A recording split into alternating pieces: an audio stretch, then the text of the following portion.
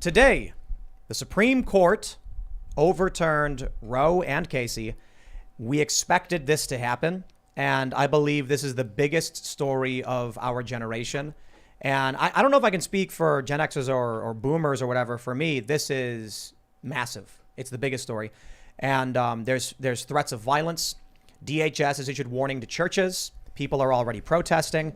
And I think on top of this is that the text from Clarence Thomas in his concurrence opens the door to overturning gay marriage and whatever else that might mean. There's a lot to talk about because we also have a bunch of gun control issues too, because we just had that ruling and now the states are reacting as well. So we're going to get into this. Before we get started, head over to timcast.com and become a member to support the very important work we do. As a member, you get access to our exclusive segments from this show Monday through Thursday at 11 p.m. And you'll be supporting our journalists who have been covering these stories all day, sitting there, making sure to get the news out with the best facts, the only the best facts, the correct ones. And you'll also be supporting our infrastructure. We use Rumble so that we can be more resilient to censorship. Without further ado, joining us to discuss all of this is Austin Peterson. Hey, thanks for having me, guys. You might know me from 2016. I ran for president against Gary Johnson in the Libertarian primary, famous for saying that you shouldn't be able to sell heroin to 5-year-olds. And, kind of being a guy who pushed the issue of, baking the cake, right? The whole question of, should you be forced as a Christian to bake a wedding cake for a gay couple? And that issue has come around, full circle in many other ways in American politics now. These days, I'm on a radio show, and I also am a small business owner. I run the apforlibertyshop.com website and, doing entrepreneurial stuff, trying to advance liberty and basically being at the forefront of Missouri politics these days, trying to advance gun bills there and advance pro-life legislation there and, being a freedom fighter in general, I guess. Right on. And so we originally did not have Will Chamberlain booked, but this morning when the decision came down, I'm reading some of these opinions. And I'm like, Will, can you come on? Because we're going to need a lawyer for this one. Yep, always good to be back. Will Chamberlain, senior counsel at the Internet Accountability Project, which fights big tech abuses, and the Article 3 Project, which fought to get Trump's justices confirmed. Woohoo! And so we're pretty happy about that work today. So. Right on. Cool. So we'll need your legal perspective. We also got Ian. Everybody knows Ian. Dudes, IanCrossland.net coming at you. Seamus, you look kind of happy today. Why do you say that? Is it because this is one of the greatest days in American history? Is that why I seem happy? Why aren't you? We're all laughing together. This is fantastic. We're all laughing together. 624. One thing for you to do now is make a wish. Okay. What did you wish for? If I tell you, it won't come true, buddy.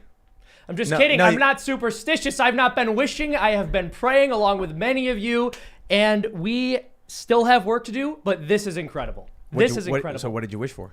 I don't like wish, all right? I like pray. Roe. But also I would I am praying for abortion to be illegal nationwide. There you go. Mike Pence issued a similar statement.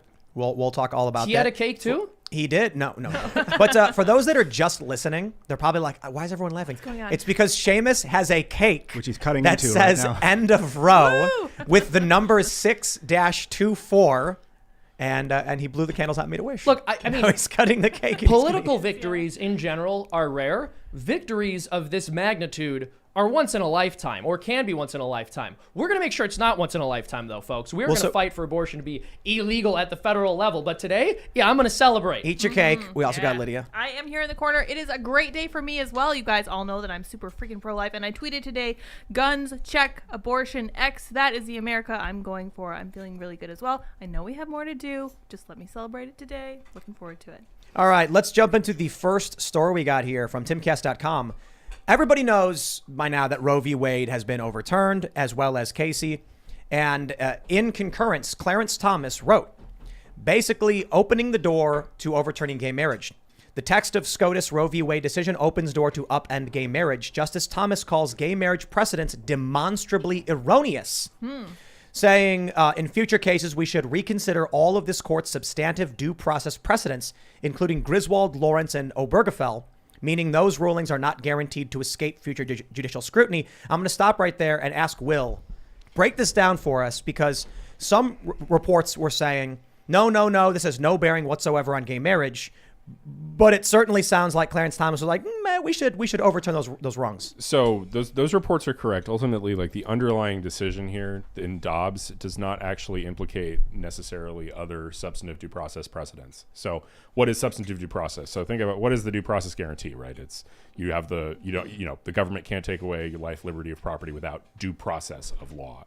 And so most people would understand that to mean, due process, like procedural protections, like they can't take away my property without a hearing and notice telling me that they're going to do it and a chance to appeal, things like that. So that's what most people think of when they think of due process. However, the court, in order to protect certain rights that they felt were so essential that no process would be sufficient to justify the government depriving you of them, they came up with this kind of substantive due process doctrine that was used to essentially effectively create new rights.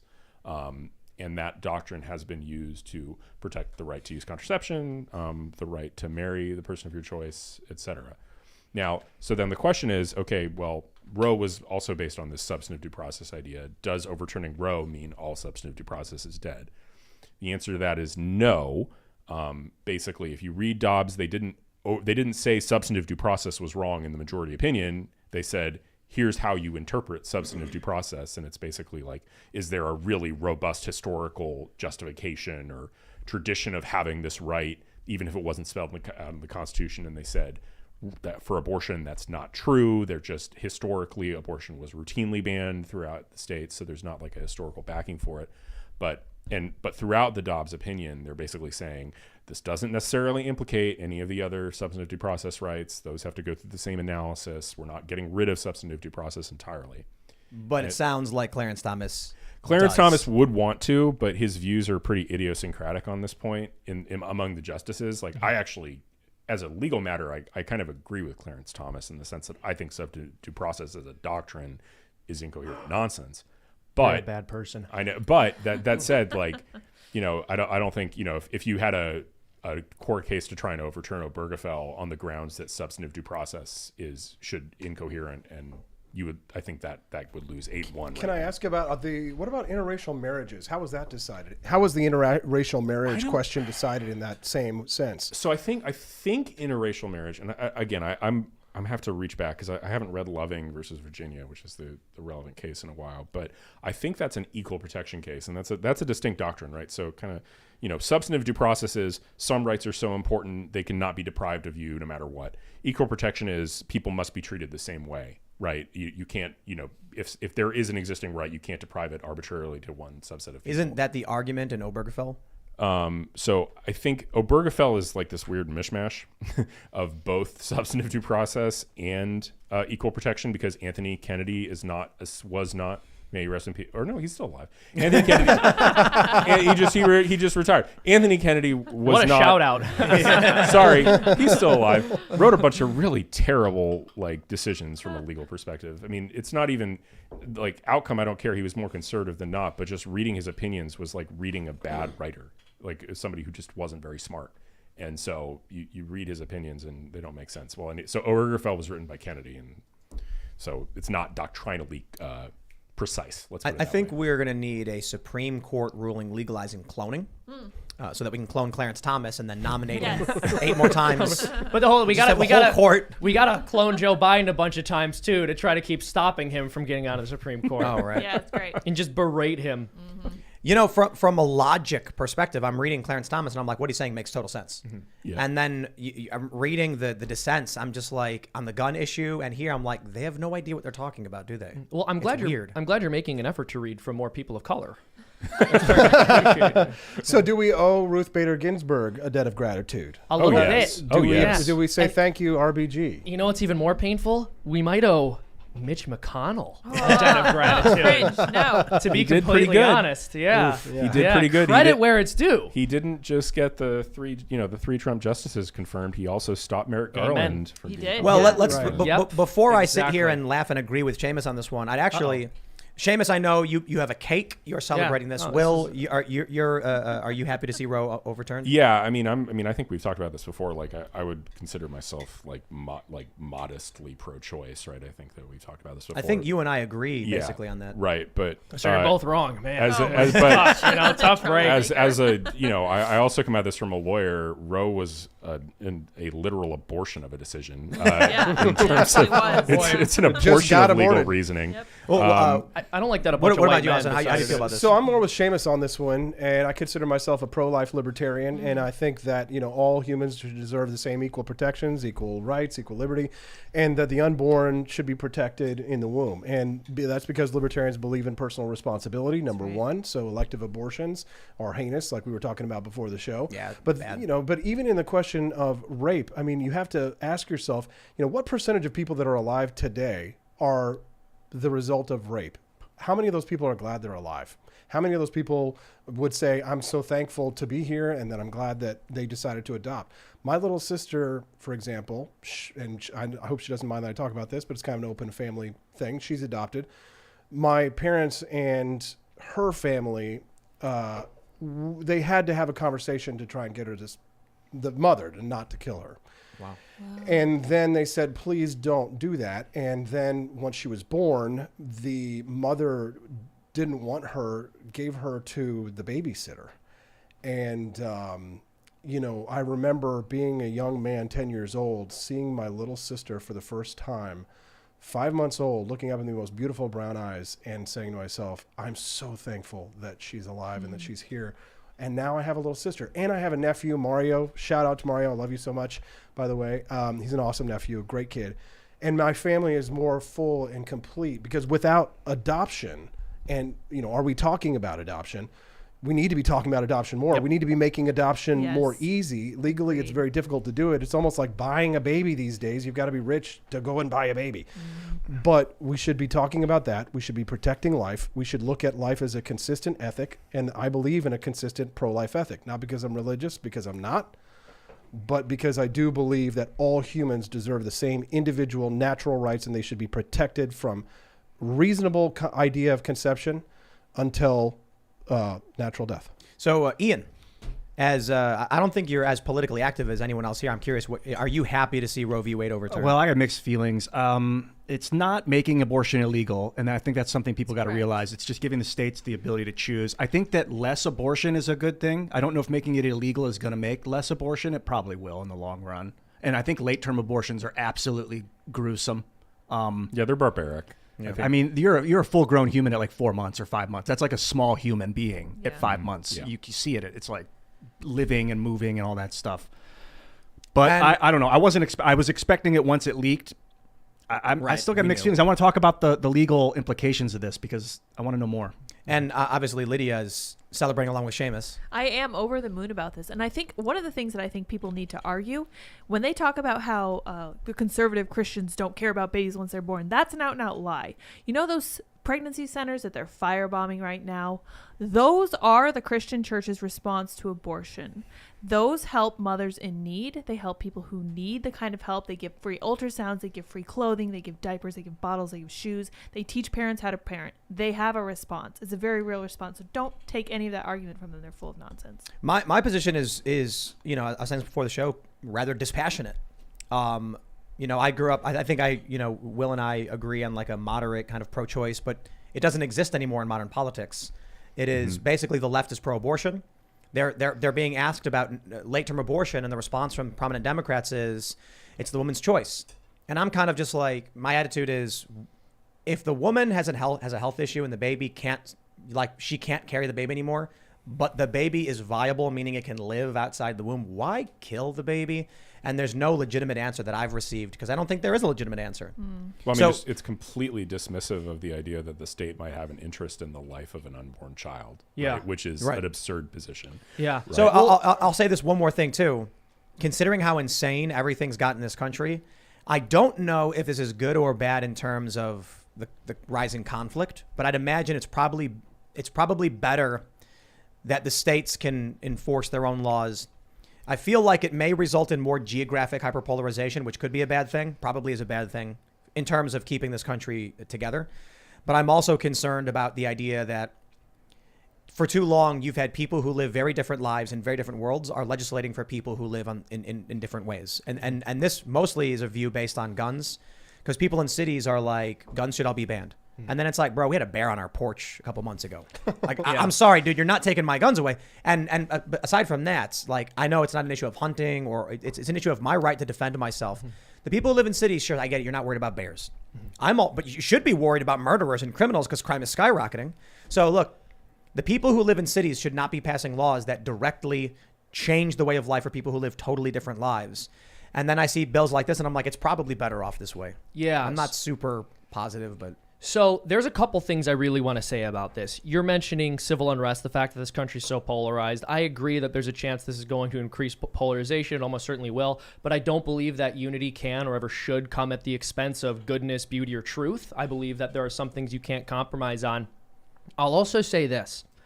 What the Supreme Court decided today was not simply that states are allowed to extend protection to the lives of unborn children.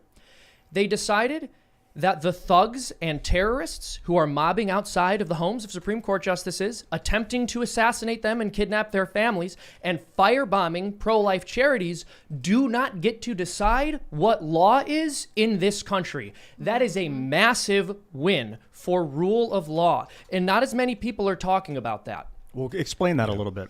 Because every single other institution for the past several years has been caving into the mob on everything. There was no serious condemnation from any of our political institutions or the corporate world over the BLM riots, or the 529 insurrection, as we like to call it here. That's right. There was absolutely no condemnation of it. No one was punished No, for it. They got away with it, and in fact, their goals were forwarded because of it. They And mocked the finally, president. They mocked the president when he was forced into a bunker because rioters outside of the White House had breached through the barriers after assaulting 150 federal agents. And setting fire to a church. And Setting a guard fire to a post. church. And the response Insurrection. from the media was how mean of it was Donald Trump to disperse through those rioters to go over to the church to have a photo shoot.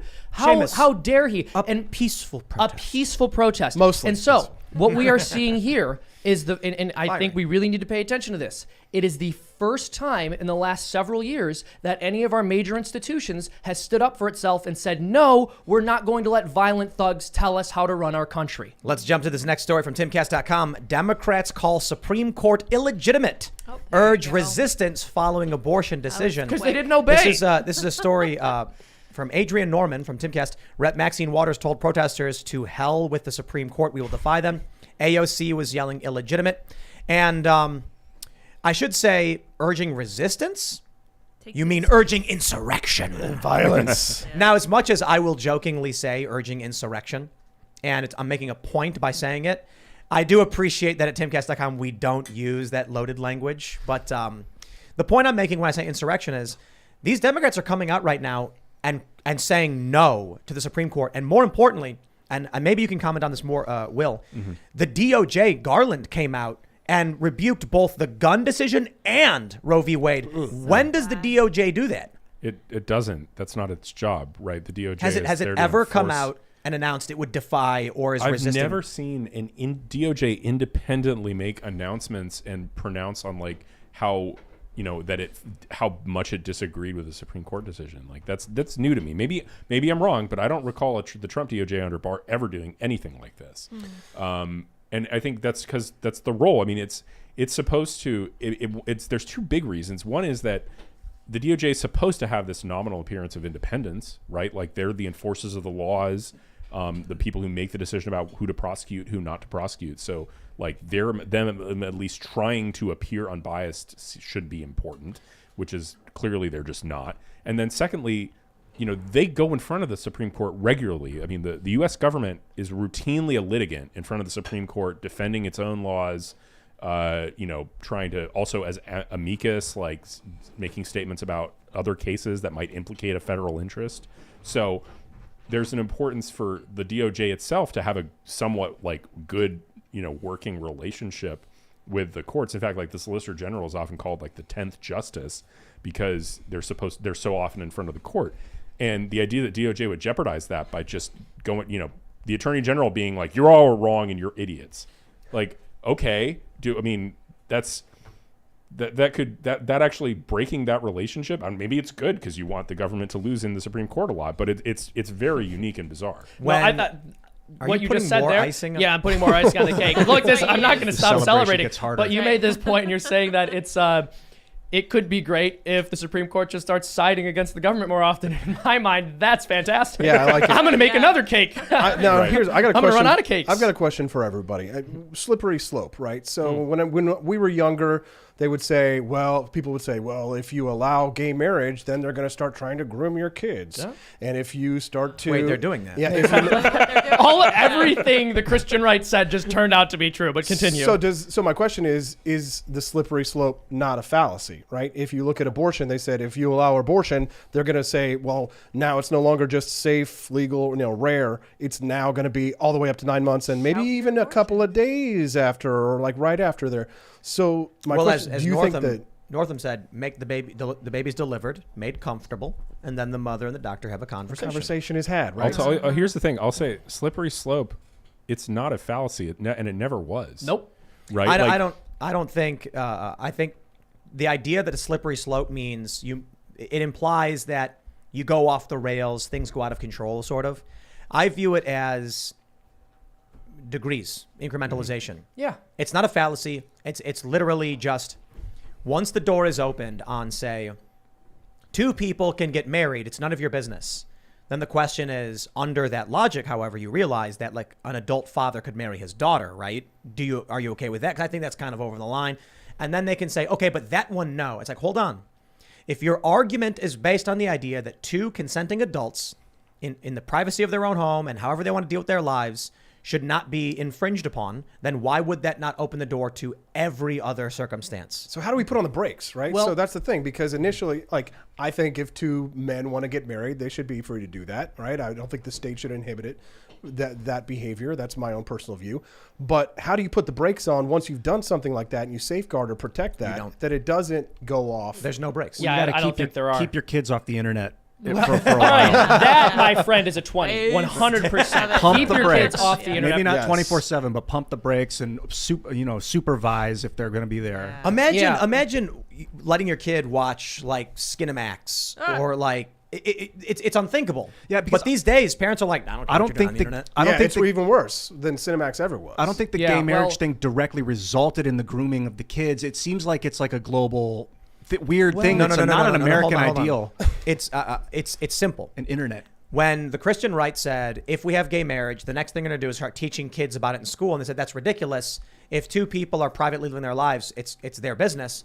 But of course, the logical outcome is, well, kids need to be taught about legal precedent and about adults and how they live, right? Okay, it should be in schools. Well, That's yeah, That's why we don't exactly. need government schools. Well, 100%. Yeah. But also on Yeah. top of that, it's like, how could you ever possibly make the argument that society is going to adopt a new value and not pass that value onto its children?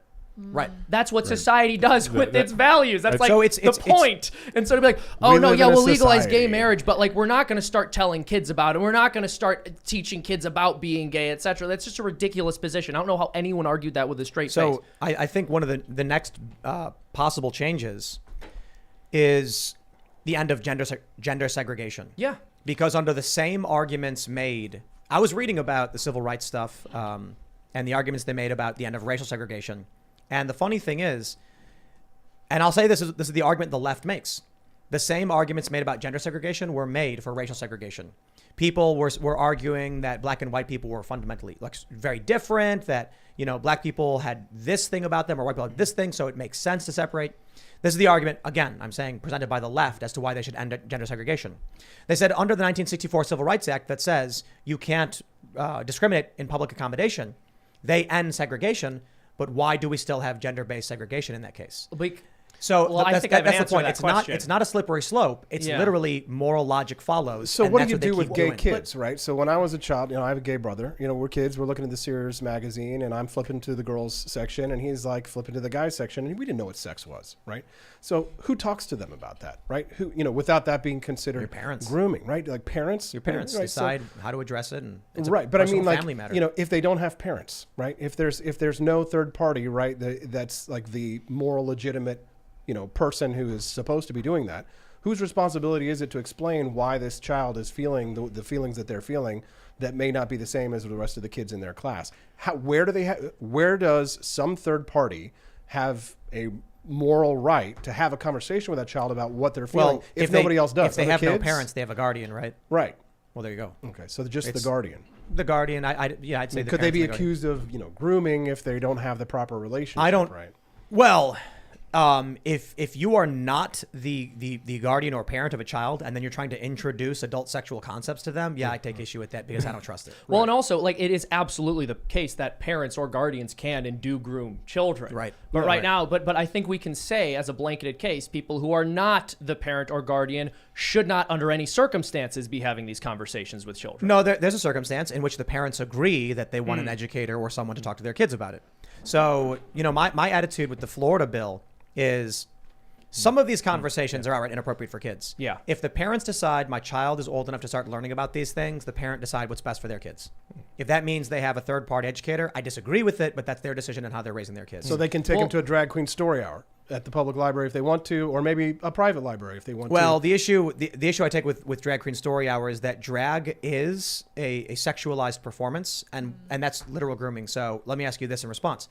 Do you think a parent should bring their kids to go-go dancer story hour? No. And drag queen follows the exact same way. Right. I don't think they should take them to drag queen story hour, but I mean, there is some kind of a line there where you're saying is, if the parent wants to teach the child about it, let's say the child is gay, and they want to have a conversation with them about it, and they say that the boy wants to dress up like a woman, what is a safe environment that a parent can introduce them to those concepts that wouldn't become grooming? If drag is inherently sexual, right? Well, I mean, it's a community, right? The gay community is a community, and there's got to be some kind of a safe way for parents to be able to, if a child is asking them, to educate them. I mean, what do? Lock them away in the tower and Rapunzel it down their hair when they're 18 and all of a sudden they can be introduced to that community? Or they're going to go online and they're going to be introduced to that community in a way that might be damaging to them, might be more harmful to them if they can't be introduced away. I don't know, and I'm not advocating for drag queen story hours, we don't know. I'll tell you. What's a healthy way to do this? I don't know the answer.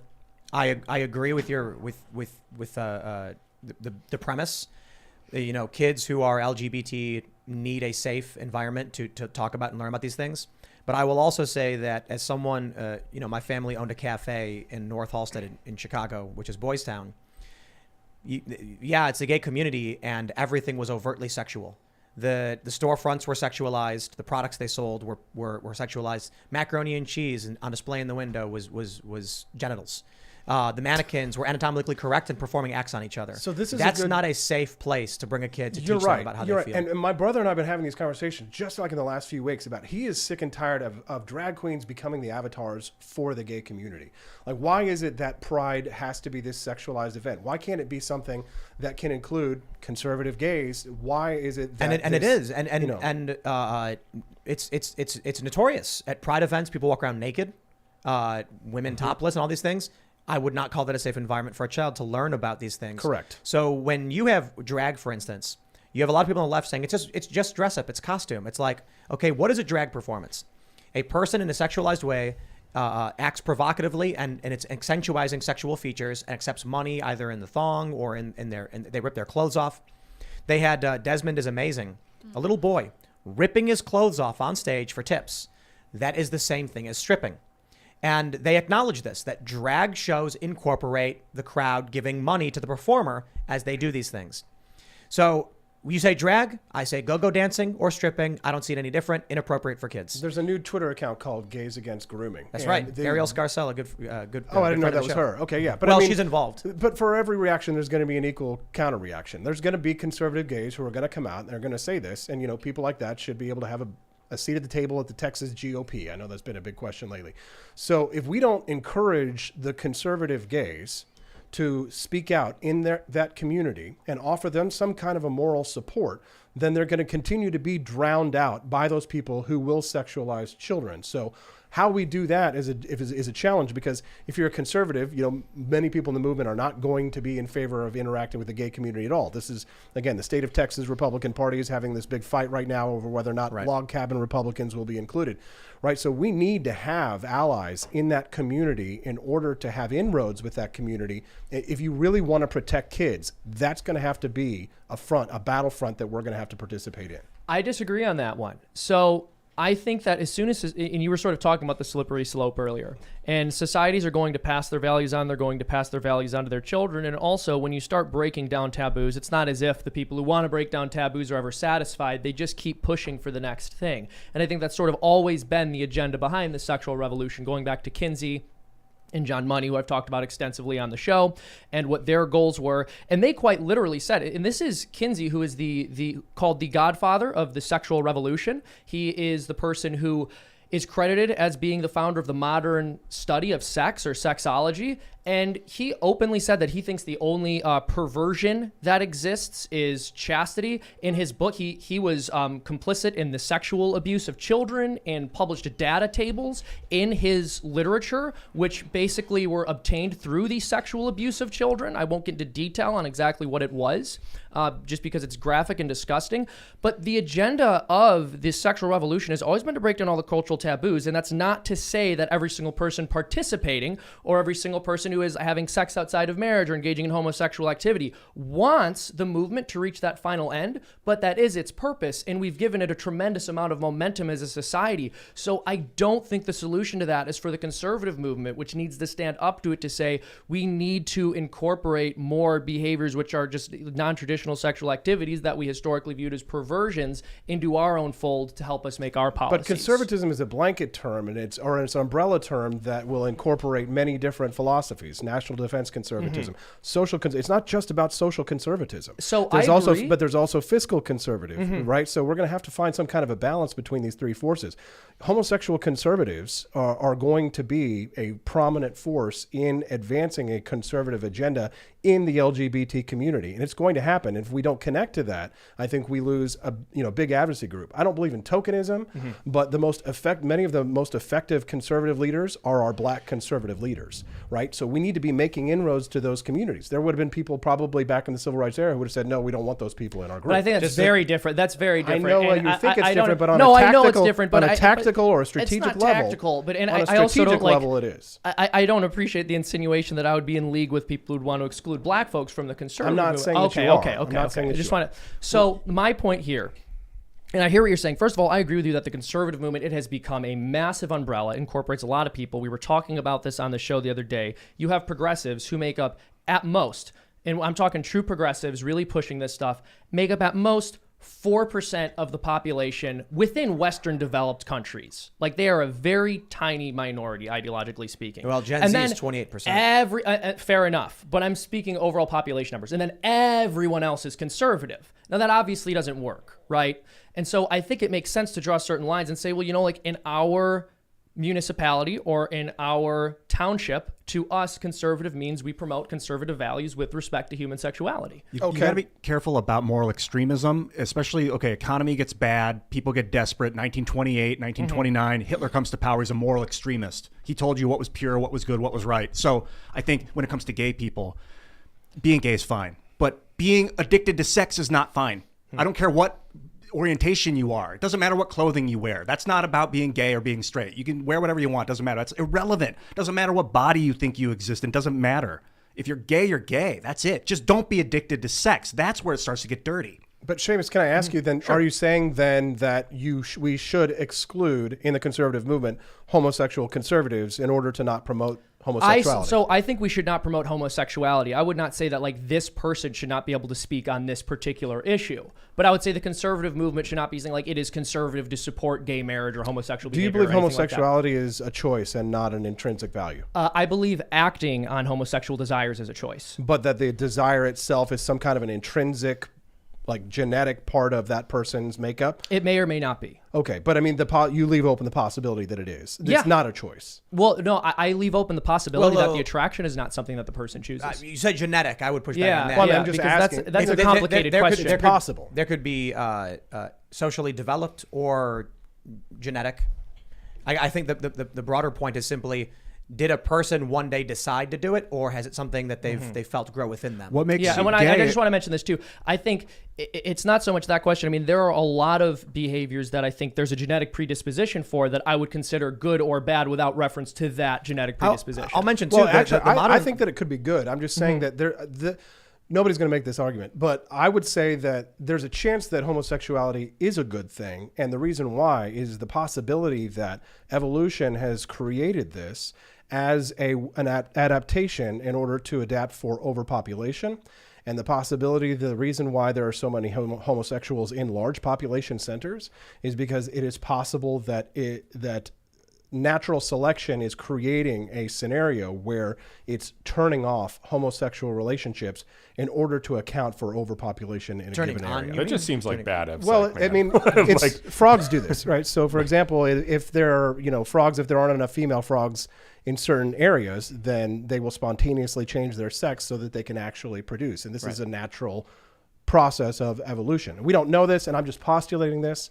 Right? There's not a lot of hard science on this one, but I think we will probably find out that there is a biological reason for why homosexuality exists, and it might be a good thing for the survival of the species. The modern left disagrees with you. They believe that it's a choice. Right. So it used to be that the left in this country thought it wasn't, and at least it was claimed the right thought it was, that people were choosing to make these decisions.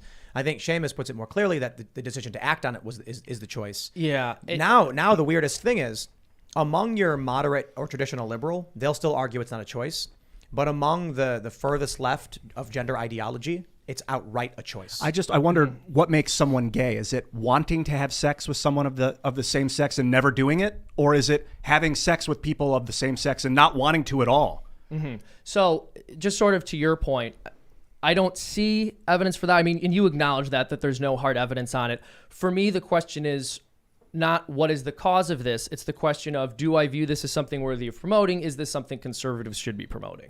Right. That's a separate issue. But there's a simple answer here. I mean, Milo Yiannopoulos. I guess he's straight now. Is that his thing? So he calls himself reformed. He says the point he's become very Catholic. I think I understand what Seamus is saying. Someone who is conservative and LGBT or whatever, you don't need to promote LGBT, but they can speak on conservative issues that you agree on or that are conservative. So there's a space for them, I'd imagine, right? Yeah. Is it that you? Well, in the same way that, I mean, so I've spoken with people who, I'll give you an example. I know people who, I know so many people who do things that I would consider to be immoral, that I don't agree with. But I'm not saying that person should have no say on other issues where we can work together. What I am saying is that on that particular issue, because we don't agree, we should not be agreeing. I think we're going to miss out on a big strategic opportunity here. I think it was just 2 weeks ago when the woke left started attacking the white homosexuals in their movement, trying to push the white saying that many of the problems of the LGBT community were these white homosexuals who were rebelling against the push for, the ugly new, transgender flag that includes all those things, right? And so what's going to happen is that with the left eating themselves, they're going to start pushing out many of their own people in that group. It's just too large a group to be able to hold all these people of many disparate views. So strategically, what's happening right now, I see, is a window is opening up for us to take advantage of, to bring these kinds of people into the group, not just targeting, white homosexuals, but the people that they're going to start eating and that they're going to go after and say, well, these people are problematic now because it's these white homosexuals that are, against these kinds of racial policies that we've advanced, or CRT, for example, right?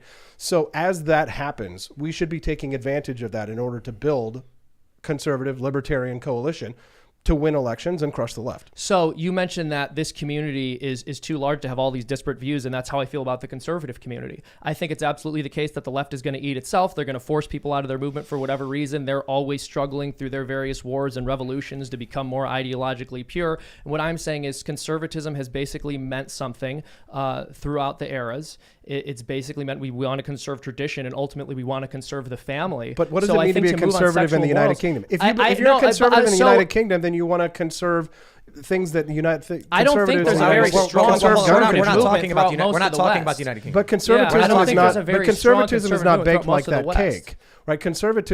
But if it is, it's many different types of cakes, right? That cake is immutable. The properties of that cake will remain the same, such as they are. So which is what you're arguing for? No, what I'm arguing for is that if we want our movement to be successful in stopping the left, these kinds of compromises don't help. And I don't think the conservative movement should be promoting a homosexual lifestyle. That's what I'm saying. Well, when you say lifestyle, is it just the love between two men, or is it the sex?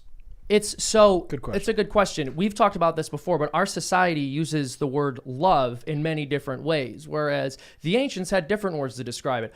I do not believe that homosexual behavior with respect to what is done behind closed doors, we'll use euphemisms here because we're on YouTube in front of a live audience.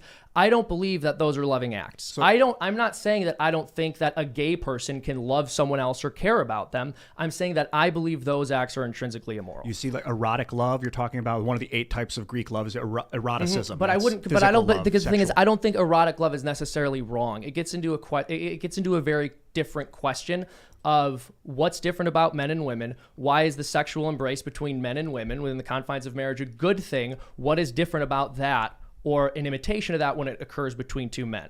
And so it's a much larger discussion. But my main point is that it's not something I believe the conservative movement should promote. If Jesus Christ can wash the feet of sex workers, then I think you could get along with conservative homosexuals. But he called them to repentance. I and he called them to repentance, say, and that's very important. And we should call people to repentance. I got to be completely honest. And we can call people to repentance. This but I know we're sounds getting like, off the for rails. one, going completely in circles. Yeah. And not actually making any It's a arguments. spiral. We're moving forward as we're circling. I don't think so. I think the answer. The question's already been answered. Momentous. A gay conservative can come in and talk about all the conservative values in the world. If Seamus has believed being gay is one of them, then they wouldn't be talking about But them. there's That's all that matters. there's some value between men and women. That's for a man and a woman to have a conversation and to find a connection in love of some way, not necessarily erotic. That's valuable, even for someone that's gay. Like some people maybe aren't comfortable with people of the opposite sex, so they do what they're comfortable with, and in that way, it's good for people to learn how to communicate with someone of the opposite sex. This is an interesting.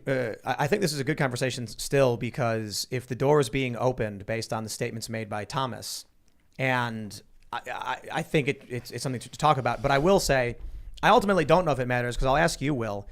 Is there a potential court case that could arise that would actually challenge Obergefell? I mean, well, you can always have some sort of court case, right? But maybe a state could pass a law that would ban gay marriage, right? And then somebody could challenge that law, and then it could work its way up through the courts, sort of, because that's kind of what happened with abortion, right? There was a federal rule saying you can't ban abortion pre-viability, so a state just did it and then used that to challenge it. That said, I mean, will it win? No. I mean, it's, as I said, I think that would lose 8-1 as a pragmatic thing. And Who's the one? Thomas. Right? Base Thomas. But I think, I mean, I don't know. Given that I'm a pragmatist, right? Like, whatever the actual contours of what it looks like for the conservative movement to promote or not promote or accept or not accept, it's like, well, we're not, the gay marriage issue is effectively tabled because, we're not, at least in the short term. So, maybe let's win political power right now. I don't know. Right? But I mean, isn't that really what we're saying here? Is that in embracing homosexual conservatives, that we are adding to our ranks and growing ourselves in political power? Yeah, I mean, I basically think that. I mean, and I disagree with Seamus on a lot, right? Like, I feel like you were like, this is intrinsically immoral. I'm like, well, I wanted to ask you, okay, that probably comes from your Catholic beliefs, I would assume. I would say it's a natural opposition. I don't think someone has to be Catholic to hold it.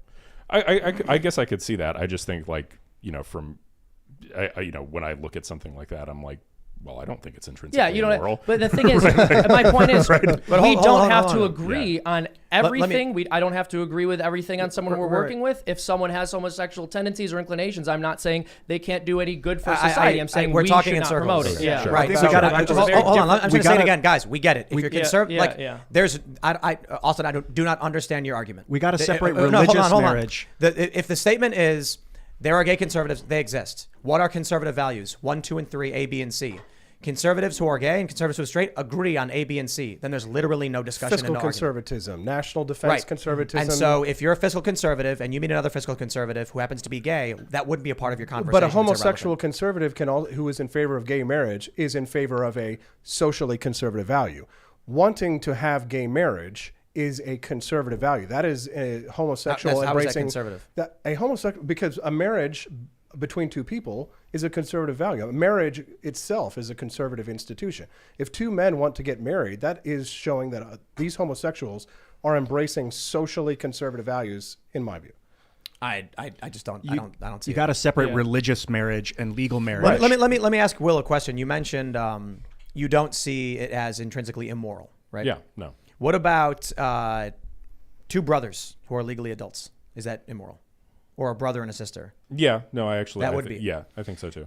So why? And again, I'm not asking this because I disagree with him. I agree. I think it's immoral. I'm curious what your basis is for why you would say a gay relationship is fine, but an incestuous gay relationship or an incestuous relationship is not okay. I mean, I've read sort of the arguments, and so the answer is actually going to be fairly simple. Like it really is my own intuitive moral response, right?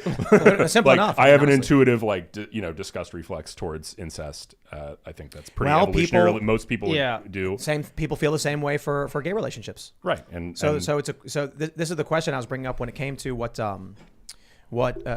Clarence Thomas was bringing up with this due process question. Is that if you're going to argue that two legally consenting adults can engage in whatever behaviors they want to, how would that preclude a father and a daughter as long as they're adults, or brothers or sisters, or brother and sister? Personally, I think those are wrong. It's incest. Incest is illegal in a lot of places, and because I would not be okay with that. Well, isn't it because the possible third party that you would be introducing into the world would be one of stunted growth, right? You're literally committing a crime by creating something. Then what if they use perfect protection? Right, exactly. You get to that. Gay couples don't have kids either. A brother and a sister could adopt if they love each other. So there's a question here. The way I view it when it comes to the slippery slope is I've long evolved on the idea that one thing goes out of control. It's simply degrees. If you make a moral argument and you win the moral argument stands for all facets of it. If you say two consenting adults are allowed to live in the privacy of their home and do whatever they want, it's like, okay, but you realize that extends morally, logically, beyond just two adult men or two adult women. It extends to a father and a daughter, a mother and a son, brothers, sisters, and everything in between. And they're actually making those arguments now. And so this is the issue I was bringing up with gender segregation. Racial segregation, I think, is wrong. Gender segregation, I don't much have a problem with. Like men's room and a women's room, I get it. But there's a similar moral argument. If you cannot discriminate on the basis of these intrinsic characteristics in public accommodation, why would you be allowed to for one and not the other? And I'm like, how do you answer that question? Other than just saying, we have a personal moral line, and that's it. If that's the case, and you're saying that it's just within you have an intrinsic morality, then all that matters is if you open the door to gay marriage, quite literally, people who grew up with it will not have that reflex for the next degree, which would be incest or things of that nature. I mean, so not a slippery slope, just literally the next step in incrementalizing towards it. Ultimately, I think what we're arguing over, and Austin, I mean, I appreciate everything you said about the pro-life movement. There are a number of things we really agree on. I think where we really disagree is first and foremost on the definition of marriage. I just don't believe that gay marriage is a logical possibility given how I define the term marriage. I think what we really don't agree on is where the slippery slope starts, right? Where can we say this is the behavior we're going to allow, but like once we go past that, it's clear that we're going to start slipping down that hill. All right, well, we're having And we're so battling a culture war, but yeah, I mean, and I think what really that- matters is the law, right? Isn't it at first? Because what are we trying to do? Are we trying to stop people? Should we use the government to actually stop people from engaging in a private contract? If someone has a private contract and calls it a marriage, right? Are you saying that that's not? So I don't believe that. No, yeah, I don't believe that the federal government has any power to redefine marriage. Right. I believe marriage I'm not between talking a man about the and federal a woman. I don't think, government. I'm or talking any about a government. contract. Yeah. I'm talking about a private contract between two individuals that they desire to call Two people marriage. can make a contract and say that they're going to do whatever they want, but I don't believe that that is a marriage. I'm asking if you, do you believe if two if people the write a federal contract do saying you we will do believe this, that the government should halt a contract between two consenting adults that they call marriage? it depends on what they're trying to do. So I don't think the government should recognize it as marriage. If two people come together and say, we're going to live together or we're going to do X, Y, and Z. Why should government recognize marriage at all? That's what I was going to say. I don't think the government should recognize I don't think marriage the federal. whatsoever. I agree. But for as long as the government I don't want the recognizing government marriage. to recognize your Catholic marriages either. Yeah, but here's the thing. Yeah, and Will's over here like you guys are all wrong. And by the way, Austin, I would agree with you that I want the federal I'm not- government out of marriage, generally I'm not speaking. But I saying- don't think. I think it's worse for it to redefine it once it's been involved. I am not agreeing with that idea. I'm Yeah. presenting, making that point. Then why would they? I think the issue is marriage is deeply rooted in, at least in the United States, in Abrahamic tradition. Marriages exist in other countries as well. And marriage, because of the secularization of the United States, has become a state institution, which opens up the question of what you're saying, contracts between consenting adults. Seamus takes a traditional religious perspective, which is that marriage is rooted in the Abrahamic tradition. Well, that's not exactly my but position. wait, because I actually don't. So I believe marriage pre-exists Abraham, right? Right, Abraham was married, and so Yeah, but so I do believe concubines. that I don't believe, and this is the irony, actually. Like as Catholics, part of why we don't believe in gay marriage is because we don't think the church can redefine what marriage is. We believe marriage is what it has been through history, and it can't like change it from being man and woman to something No, but else. you're all wrong because it's not based on the Abrahamic religions entirely. Because we just got my beautiful wife who's in the corner here, Stephanie. We just got back from touring Bridal Cave, which is the Lake of the Ozarks in Missouri. But this is why I just said at least in America. And I Because also said it's not. I but think here's it the thing. predates But Abraham. Right. I Yeah, said I oh, think yeah, marriage it predates does. Abraham. It Yeah, I does. don't believe that Christianity or Judaism invented marriage at all. That's not my Right, position. but the Native Americans would go to Bridal Cave and they would get married, and they'd had no contact with Abrahamic tradition. Yeah. So I mean, marriage is an institution. It's human. Not one of the government, Yeah. right? But one of two people. It's a contract in a sense, a private contract. It doesn't need. It's not a contract that necessarily needs to be written down. So a marriage is a relationship, right? It's not necessarily because your God has deigned to bring you two together. It's a relationship between two people that can involve only them, or it can involve them and their God or a third party if you so desire. But that is an intrinsically personal thing that's defined by them, not by government. No, it's not just personal. It yeah. involves broader society too. Like There's a reason, like when you have a marriage, there are other people there observing. Yeah, the tribe. Yeah, and And- hold on. Didn't they used to consummate the marriage in front of the party? Actually, the third person that was there was the tribal Some chief. cultures. So there were only typically three people But there. there's a society. I mean, the reason, like I say, like when I'm like the state should obviously, to me, be involved in marriages and certifying them, is because, there's part of the benefit of having the state involved is it's very hard to make binding commitments in our world. Oh, hold on. The state involvement has actually, in my opinion, made it so that there is no binding involved. Right? The I mean, idea they've made it too, they made it too easy to divorce. Sure. they made it too easy to divorce, and the enforcement of taking resources from one party to another, it's just created a disaster in terms of marriage. Maybe like that sort of kind of easy like economic punishment makes it too simple, and maybe you need you obviously need the broader societal pressure and societal stigma against divorce and things like that, and working in conjunction. Cultural and enforced, and what is it, enforced monogamy? Yeah, I would imagine in the I got tribes, people mad at Jordan Peterson when he said that. in the Native American tribes, if you were to start doing your buddy's wife after you got married, the tribe would throw you out of the tribe. Yeah. So it's Yeah. like banishment. It's important to know who's do that having now on children with whom. Facebook. Yeah. Yeah, Yeah, cancel. it's It's like also, I want to clear something up. When I said enforced monogamy, I was saying that every incel should be given a woman who's forced to be with him. That's what I was arguing. And it's like these people try to take me out of context and say I was setting up a societal precedent for people to say it. It's like, no, I was saying we should redistribute women to incels, man. It's like I was very clear, man. It's like, why is it that only the top 1% of the Chads get 99% of the women? Like, it's not fair. This is the only developed nation. Now it's Bernie said, it's the only developed nation. you wrote that, didn't you? That? Or That's no, the next I've cartoon. never written that, but That's maybe the that should next be a cartoon. Oh my god. I'm still stuck on the differential between religious marriage and legal marriage. And they use the same word marriage, but they're different, completely different definitions. So we got to stop conflating those.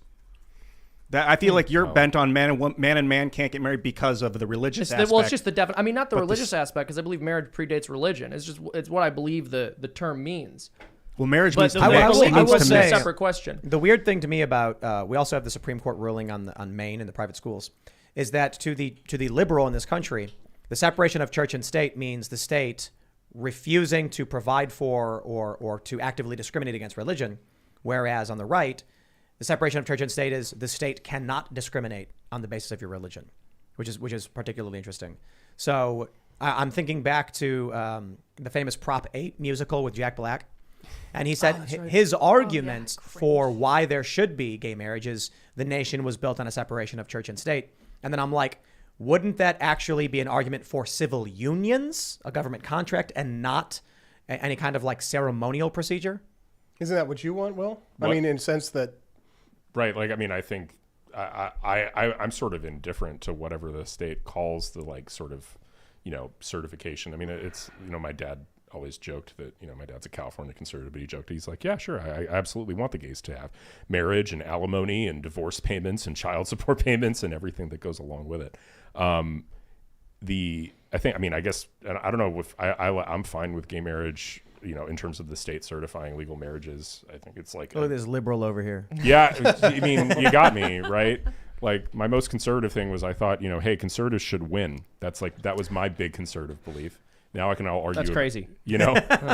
Right? Remember when people were saying, no, we should just, like David French, no, we should not win because reasons. Well, look what they're doing now. Yeah. I hate to do a hard derail, but I don't want to just stay on subject for too long. So let's jump to gun control because the House has passed a gun control package, sending it to Joe Biden's desk after McConnell and other Republicans defy Trump and vote for the bill.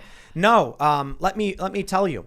They did not defy Trump. They defied the will of their voter base. Right. Yes. And I will not forget Shelley Moore Capito in West Virginia, what you did, because you are a scumbag. I am rightly pissed off about this. Second most Trump supporting state in the country. And she's not up for re-election for 4 years. So she thinks she can get away with this, that she can spit on her constituents as if West Virginians want gun control. Well, thank God for Missouri, because in Missouri we have the Second Amendment Preservation Act, and this is a law that was passed 2 years ago, signed by the governor, Mike Parson, that effectively punishes Missouri police officers and their institution, whichever one that they are a part of, with a $50,000 fine if Missouri police officers are to act in coordination with federal officers enforcing federal laws. If they are not against the law in Missouri. So if you're breaking Missouri law, then the police officers can participate. But in Missouri, if Joe Biden passes a gun control package and it's not in Missouri's law, then Missouri police officers are not allowed to participate. And the we feds all- still can, but and not Missouri police. We also have from governor.nh.gov, HB 1178, signed into law, an act prohibiting the state from enforcing any federal statute, regulation, or presidential executive order that restricts or regulates the right of the people to keep and bear arms. So the state cannot. The feds can come in, but not the state. So this is Missouri. But you I said? mean, I don't So know how basic- relevant that is. Sorry. It's Yeah, because like so I ask think after you're done. my understanding of the federal law is that it provides funding and support to states in implementing their own red flag laws. Am I mistaken? Well, this Yes. is not I'm about pretty it's sure not about that's red right. flag laws. Right. This is about the NFA. This is about any restriction on any gun that's fair not enough. codified in New Hampshire. It's not nullification, but it's something similar in a sense. Right. Like we won't. I mean, well, there's things like that happen in context outside of gun where the state's like, we're not going to help the feds. It's sort of commandeering. like sanctuary, sort of like sanctuary state. I mean, the stuff. feds can't force the state to spend their money and resources enforcing federal law. Right. Right. And that's what it would be. So you're not stopping the feds from coming in, obviously, but if they do come in, your police officers are totally unable to help unless they want to. If they want to perform a federal raid for bump stocks, then Missouri police officers are not allowed to participate. And the police don't like it. And it actually has put conservatives in Missouri in a really difficult position because typically they would de facto support police. Yeah.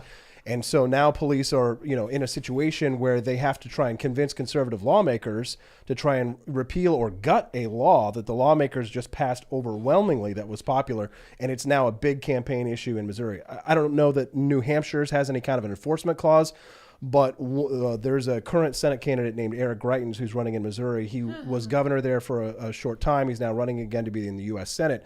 And he actually came on my program in Missouri and said that he supported the police, that this amounts to a defunding of the police. He was actually using leftist rhetoric, mom's demand rhetoric, going against the Second Amendment Preservation Act because of the $50,000 fine that goes to those police departments. Well, I guess it does amount to a de facto defunding of police. But because Missouri conservatives are more inclined to support gun rights than they are to support the police, it puts Republicans in a really difficult spot. And I think it's actually a beautiful thing to do. I hope more states copy us. No, I hear you. And I just want to mention, if anyone had any illusions that the police will not enforce gun control laws or come take your guns because they're conservatives, this clearly demonstrates that they will. Is it the kind of thing where if two cops in a cop car come and do it, that it's $100,000, like 50,000 twice, them and the partner? Per incident. Right. So if there's a gun raid and the FBI is asking for local law enforcement to help participate, which happens all the time, because usually it's actually about money, because what they want to do is civil asset forfeiture, because we have this thing called equitable sharing. And the process is that they come in, they do a raid, the state takes some of the money, the feds take some of the money, they split the proceeds, and then they walk out happy.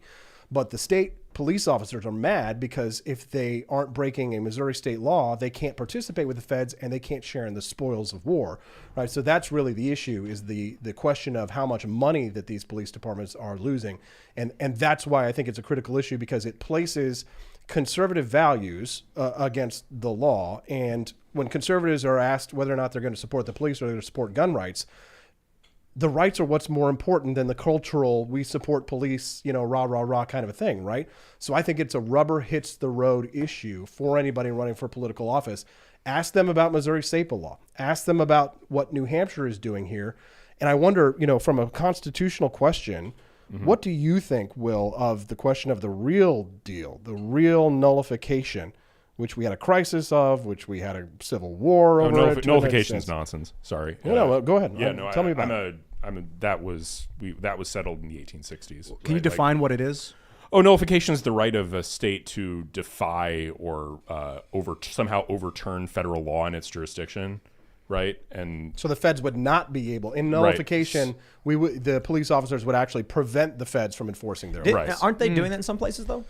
Haven't they no, tried that? I mean they're the only thing that they've done is like states can say basically do what they did in here, which is like we will not help you. Right. Like not that we're saying that your law doesn't apply here, but rather we will not help you enforce your law. Like that's your problem. If you want to come in and enforce it, you have the right to do that. Go for it. But we're not going to help you enforce federal law. That's OK, because state and federal government are different sovereigns. Right. But that's not a disrespect of federal sovereignty, because it's still saying the federal government has the right to enforce its law anywhere in the United States. I mean, a world where you accept nullification is a world where New York says that's fascinating that you have this new rule that says we can't stop people from, we can't have our concealed weapons thing. That's funny that you have that Second Amendment, but we're going to do what we want in New York. And if that means depriving everyone of their right to guns, you have no say in it. We're going to nullify that Supreme Court ruling. Like, right? I think that's hold on though. That's what they're trying to do. I hear you. I hear you, and I think you're making good arguments. And I'm not totally on one side or the other here, but I would say this. I might be willing to accept that if that meant in my state the federal government gets zero say and can't enforce anything if our legislatures decide that I should be able to have whatever gun I want. Ultimately, ultimately the end state of nullification is going back to effectively the world of the United States and the Articles of Confederation. Right. It is the end of, and I'm like, no, actually, historically that was terrible, and I don't want civil war in the United States. No, but that's how we get there, right? Like. We want to go back to a world where we had a very weak federal government, and I mean, ultimately that there was a very Will, I got to be honest, we got a pretty strong federal government. I don't know that civil war is out of the question. Yeah. So. No, I mean, actually, this is probably where I disagree with you all. I think we actually do have a very strong federal government, and I think that as a result of that, civil war is effectively totally out of the question. But if the federal government were to pass a law that were to ban guns federally, right, then the state says, no, actually, we're going to nullify that because we actually interpret the Constitution as it is clearly written. I mean, you'd be in favor of the feds being able to enforce a law that would ban guns federally. If the state wanted to nullify it, you would be, no, the state can't do that. That's civil war. Obviously, I think, the hypothetical has a problem because the state could go to court and say, this is unconstitutional under the Second Amendment. And, we know how that would end up now, right? Because the Supreme Court would say so. But just as a matter of principle, right? Like, I don't think, if on any random litigated issue, if the state disagrees with the federal government, but and they litigate, the federal government wants to impose its law on the state litigates, and all the courts say, no, the federal government can do this. It's clearly within federal authority. I don't think the state then just gets to defy that. Under that scenario, would you be in favor of a convention of states? I mean, I'd be in favor of changing federal law. I would be in favor of changing federal law at that point. Are there no circumstances where you think Article 5 of the Constitution would ever arise? I don't want a revolution, man. Revolutions are generally bad. Damn, I would love it. I want a revolution. No, they never turn out the way people think they will. Like we are like the only revolution that has ever stuck the landing ever. Like think about how bad. But hold on. Well, it's 20 years of conflict and death and fighting sticking the landing. And that's as good as it gets, right? And I think it turned out really. We're extremely lucky at the founding fathers, because you look at Canada right now and it's like. But they warned us over and over about central banks, and I mean they were like they're more powerful than standing armies. I think they even said at one point, and then the Federal Reserve got formed. We had the bank. Yeah, well, I mean you're a Jeffersonian and I'm a Hamiltonian, right? Like this is like they already posed a revolution on us in 1913. Now we got to take it back. Now we have the most powerful economy in the world. But not all revolutions are fought with blood and tears and sure. And the Federal Reserve was a revolution. Right, the Progressive Era was a revolution. It wasn't fought with bullets; it was fought at the ballot box.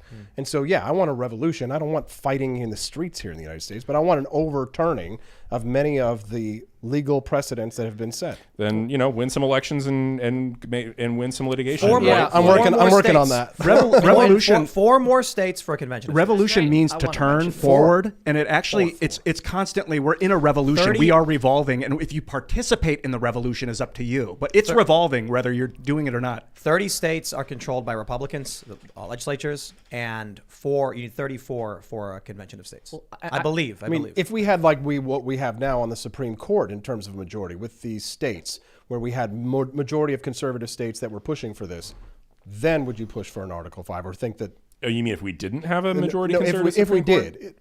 Since we have a majority conservative Supreme Court, I'm like, we don't need to do anything crazy. Let's just keep litigating and winning. Think about how depressing must you be if you're a progressive right now? Like you control the presidency and both houses of Congress, and you're taking L after L after L right now. And you're about to lose. And you're about at least to one of lose, those. yeah. Do you want that in your back pocket, though? Do you want an Article 5 convention to stay in the Constitution and to be something that's there? You don't even want that power? I don't want, I really do not. People talk about national divorce. I am a very anti-national divorce guy. I'm actually with you on that. I think people are wildly underestimating how violent and bloody that would be, how impossible that would be relative to. I think one thing you say impossible. Effectively. Me failed English. That's I was like Simpsons reference. It's not 1860. In the run up to the Civil War, right after Civil War was declared, state armies literally just walked into federal armories and took all the guns. The federal government was so weak. We can't even comprehend how weak the federal government was in the run up to the Civil War, which is why the states were able to secede in the first place. It's just not something that would happen, and it would be bad if it did. How strong is too strong the federal government for you? A federal government that can't be constrained by law at all is too strong. Then you have, that there's no legal recourse, that there's no. You don't think that we're there? Not even close. What do you think about the Patriot Act? The federal government is not too strong in your mind? There are places where I think the federal government should be weaker and places where I think the federal government should be stronger. Are you comfortable with Stronger. We're all libertarians here. Get out. Big tech regulation. Yeah, Hello? no, I'm giving you a hard time. Are you comfortable with the Patriot Act? With the Patriot Act? I'm comfortable with some things in the Patriot Act. I think it probably gives the NSA and there's probably too much power and too much espionage power in general. But can you cut it out with the nuance, please? I'm not sorry. I want to know. Will's talking about the total total Federal Reserve. Oh yeah, That's sure. true. I'm pro Federal I'm Reserve. sorry, man. Yeah. That's one get out. Yeah. I Reserve. will also say this on the question of revolutions. Right? People need to realize this. This is true of basically every revolution that I'm familiar with, right? Yeah. Not a giant history buff. You're right, the American Revolution in many ways stuck the landing. But even with the American Revolution, it's not as if every single person who was revolting was fighting because they wanted the kind of system that the founding fathers ended up setting up. And we see this in every, you look at the Bolshevik Revolution. It's not as if, or even the French Revolution, it's not as if all of those people rose up to fight because they wanted to see the ideology that ended up taking the place of their current system come to fruition. They were angry. They wanted to fight, but it's just a very tiny organized minority that ends up getting to decide what government you have after the revolution has won or has been won. If there is anything right now that is making the federal government weaker, it's what the DOJ is doing with Trump supporters. Oh yeah. Yes. That outright with the solitary confinement, with the raiding on Jeffrey Clark, with the subpoenas to GOP, it is basically sending a signal to half this country that the government is against you, and that means if you're someone who supported Trump, you believe Trump, or you are a simple skeptic who has questions based on the Texas v. Pennsylvania lawsuit or things like that, you are being told your wants, concerns are irrelevant, and you will get no redress of grievances. And if that's the case, it's exactly what ends up happening. It is in line with what happened in 1860, when Southern states felt like their what was supposed to be granted to them in terms of the federal negotiations between states, they weren't getting what they were supposed to be granted. I think it's a little different. I mean, the way I'd look at the South is the South felt like, that they were on a track to inevitably lose complete power. Like basically they were on track to be a permanent political how is minority. that different? Well, it's not just that. It's one of the big issues with the Fugitive Slave Act, which is the North was not adhering to. And so you have many Southern states outright being like, so our votes are meaningless. The federal government won't enforce the agreements that we have as a union, then there must not be a union. And if that's happening now with the DOJ going after Trump's Peter Navarro, Steve Bannon, Jeffrey Clark, going after a GOP chair in Nevada, filing subpoenas, raiding homes, these people are going to have the exact same sentiment. I think. I mean, the way to resolve that is to punish them when we take power, right? Like, I think that's we need to kind of flip it back on them, right? Everybody who is involved in these DOJ investigations themselves needs to come under investigation. There needs to be like mass subpoenas. Trump couldn't do it, but then I'm thinking you got to look at a world where DeSantis and a little more legally sophisticated group of people are in charge of a Republican White House, like and a more vengeful, like, yeah. I think the optimism is the midterms are going to be really good for Republicans. And then in 2024, you're going to get either a Trump or DeSantis who will take those actions. But I just feel like it's unpredictable. Yeah, no, and what DOJ is doing now and what Merrick Garland is doing at DOJ, I mean, Merrick Garland should be impeached. That actually should be early on the list of things, like, of what should be done. For what? For various, I mean, there's a lot of unlawful, there's actually like some seriously like unlawful actions, failure to enforce law. Yep. Right. Failure, for example, like the protests at justices' houses, like his decision to just completely not enforce that. In my view, that's impeachable. Oh, yeah, absolutely. Did he argue that was the First Amendment, right? He just didn't even, I don't even think he discussed it publicly, like at all. I think he passively just, I think it was asked of him, but he said something like just shrugging it off or something. Like if you're not going to protect Supreme Court justices from, like there's federal law on the books that says people aren't allowed to protest in front of their private homes. But doesn't the First Amendment supersede that? No. Why not? I mean, the precedent is that it's a time, there place, and manner cannot be there cannot be free speech without justice. So the exception made in terms of protest is that courts must be free from the influence of partisans. Therefore, you are right to speak, but not to influence you are not allowed to pressure the courts through protest. Well, but I guess the real reason that's acceptable is it's a time, place, and manner restriction, right? Like it's saying like you're allowed to protest, you just can't do it in front of their private home, right? That's what those rules say, and that's the procedural. The sort of ideological is if the courts aren't allowed to sit down, discuss, and try and figure out what justice is, then free speech doesn't exist at all. Well, but they can. They can still protest at the court, right? No, like they can't. Sure, they can. I'm pretty sure it actually says you cannot attempt to protest at a court to persuade an officer. Or as applied, that would certainly be unconstitutional, right? Like right. If they actually tried to, that would certainly be a First Amendment violation to say you couldn't protest it. I could be wrong about that. There's a difference. It does say home. There's a difference of yelling at the judge as he's driving to the court, standing outside, and just yelling outside the court while they're all inside. Because if you're yelling at his car and yelling at him when he's walking in, that's definitely pressuring the judge. Let's clarify.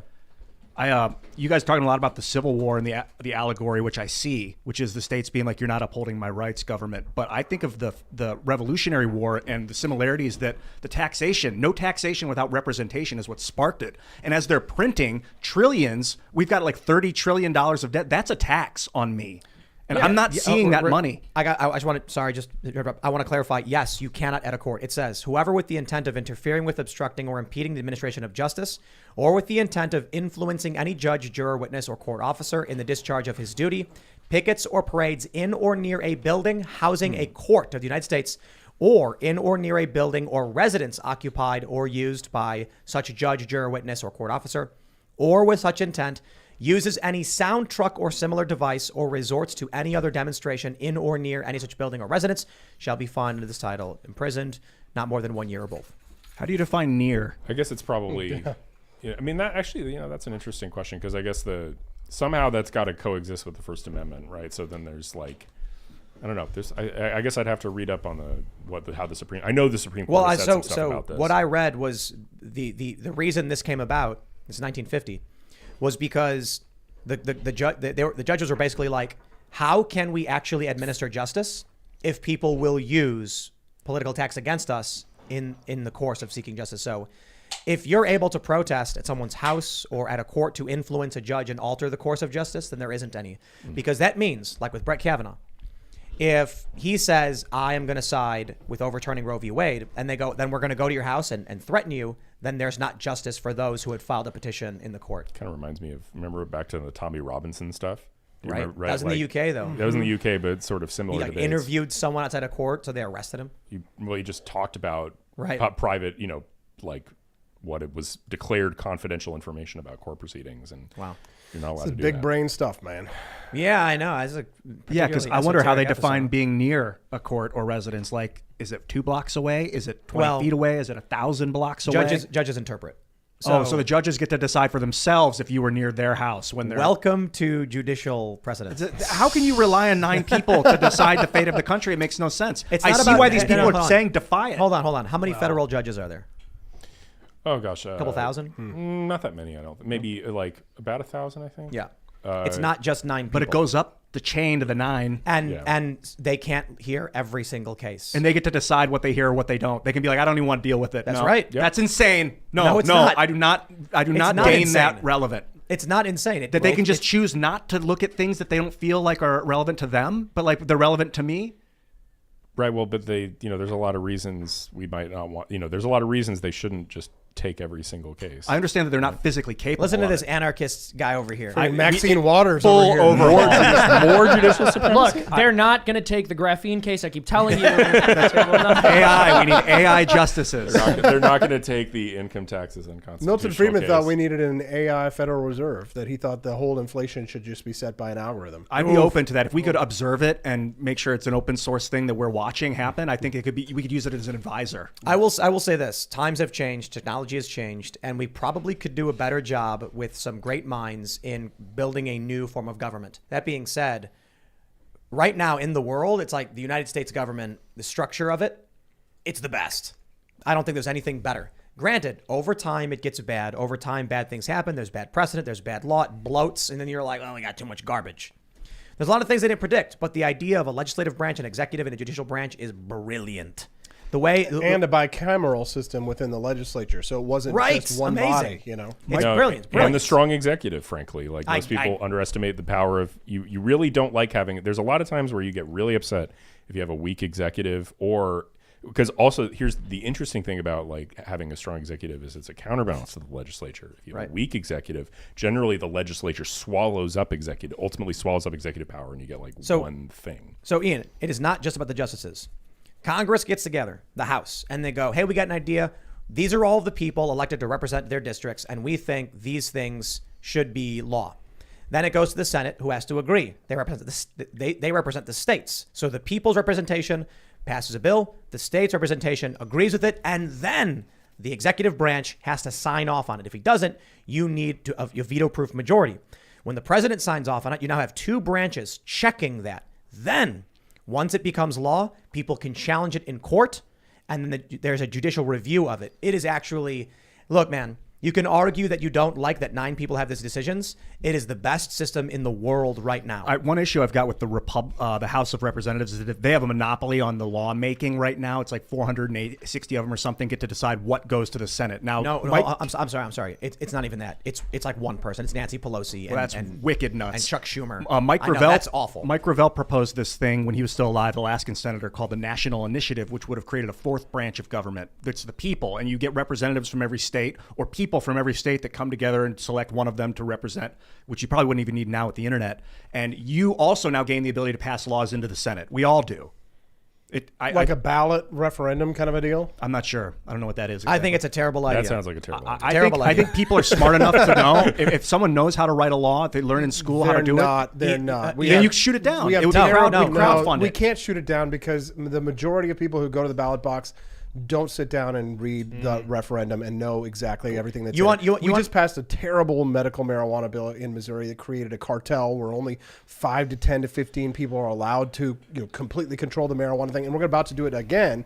The people who want to legalize recreational cannabis are going to go to the polls this fall in Missouri and pass a terrible bill that all the libertarians in Missouri are actually against because it sets up a cartel. That's the kind of laws that you get when they're written by Democratic. Ian, I'll tell you why I disagree. So when you look at Wikipedia, You can't sue the individuals who write the things because they don't write complete sentences. You can't sue Wikipedia because they're not the ones who write it, even though they publish it. The fact that it's so heavily decentralized means there's no accountability for wrongdoing, but wrongdoing taking place due to a large crowd makes them unaccountable. So hold on. So here's the issue. Right now in New York, we had Larry Sharp on. He mentioned 60% of the people in the state want gun control, even though it's unconstitutional. If we introduce laws based on that, you will get majority manipulation. You will get people's rights being violated. And as Michael Malice puts it, my rights are not up for a vote. But a bunch of really ignorant people who are unaccountable can all just go in and make it happen. Now, when it comes to representative, there's accountability because the individual is the one representing the group, has to take accountability for passing the law or introducing it.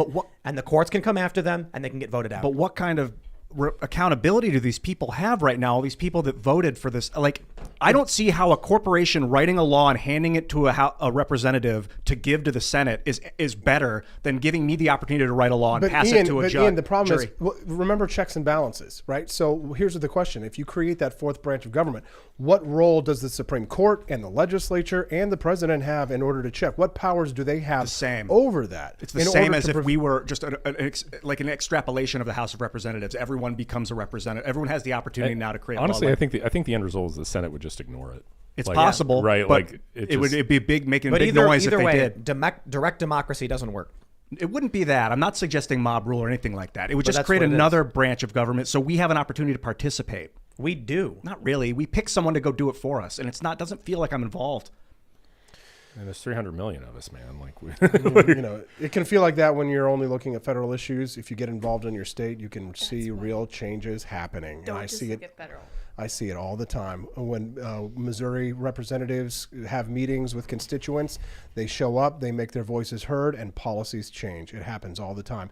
If you look at the federal, things move much slower. So I would ask you to say, why don't you pass something like that in a state first? Like, pass something like that on a state level. We already kind of do that in Missouri. We have a referendum process where people can actually change the Constitution by going around the legislature, going around the executive in Missouri, and passing something by a popular direct vote in democracy. And it's a nightmare. And now our Constitution in Missouri is this leviathan that becomes, completely unwieldy.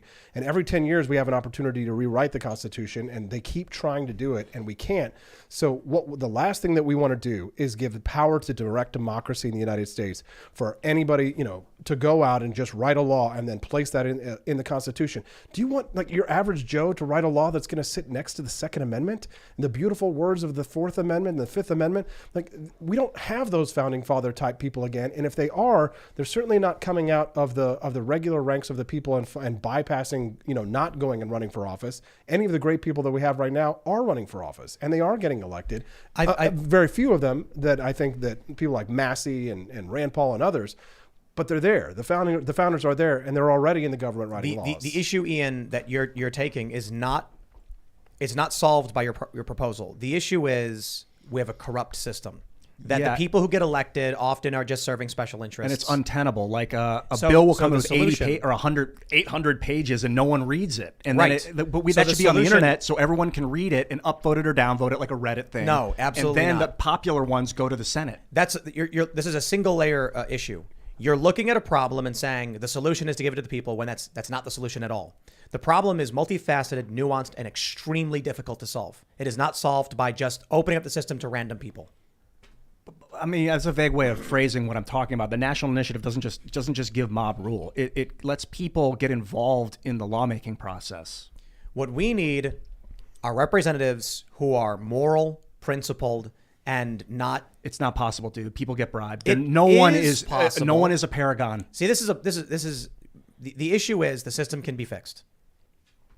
I agree with that. Your proposal does not address the problem. It just adds another Band-Aid on top of the problem. I don't know. I think the problem is that big, huge bills are getting into the representatives' hands that they don't read, and then they vote yes and it's sent to the Senate. The problem is people don't care. The problem is they vote for Nancy Pelosi in her district without thinking twice, and you want to extend more power to those same people. It will not solve the problem. Term limits.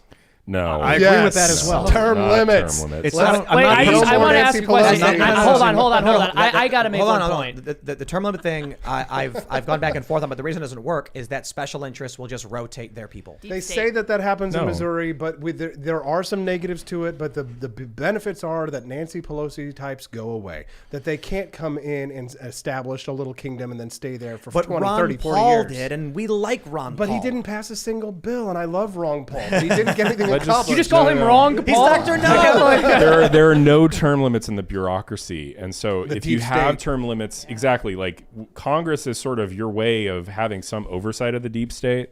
That's Right. not how it works, though. They That is collude. a big part of how it works, right? And certainly, if we had term limits in a world of term limits, we just get hosed. Well, you need because- term limits for the deep state too, for the administrators. I mean, as that well. would be a lot better. That's a much more effective place to start. Here's than term my limits. here's Start my with that. hold We on. have to start with Here's that. my proposal.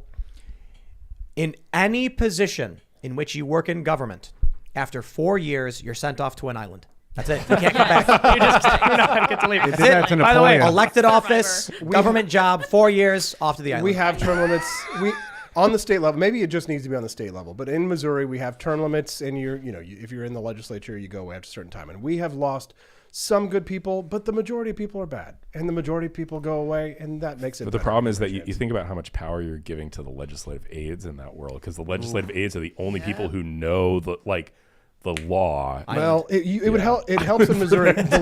Most of the legislative aides that I know in Missouri, and I live in Jefferson City and work there, Yeah. and they are all, many of them, much more libertarian than their bosses because they have to Yeah. be conservative to win office. But what I know of the legislative aides in Missouri is that it helps us because they do, like you say, accrue more power. But the ones that we have in Missouri are more libertarian. So there's a thing called super chickens. Right? Oh, yeah? Super chickens are the hens that dominate the pecking order. So anybody who has chickens knows that there's going to be one hen who's going to be like, I'm in charge, and pushing everybody around. So they did an experiment. They took a bunch of different flocks, took the highest ranking pecking order chickens, and said, okay, let's put them in a flock and see how they handle it. Mega They all chickens. killed each other. So I bring that up because I'm like, I wonder what would happen if the island idea, I know I'm kidding, but imagine if we took everyone, you get 4 years in office for whatever reason, and afterwards, island. Ayahuasca. What would that look like? You'd lose a lot of institutional memory, right? Like there's a lot of places. Well, I'm not talking about to us. I'm talking about what would an island look like if you just like a boat comes up and they're like, off you go, and they leave. Well- and then you enter the society of all former politicians. It would look Hold like on. Arlington, Virginia. Yeah, that's a good point. Also, I mean, Will, if we want institutional memory, we can always like venture to the island and grab one of them. Hey, how did were the things like- nuclear reactors work? How does that?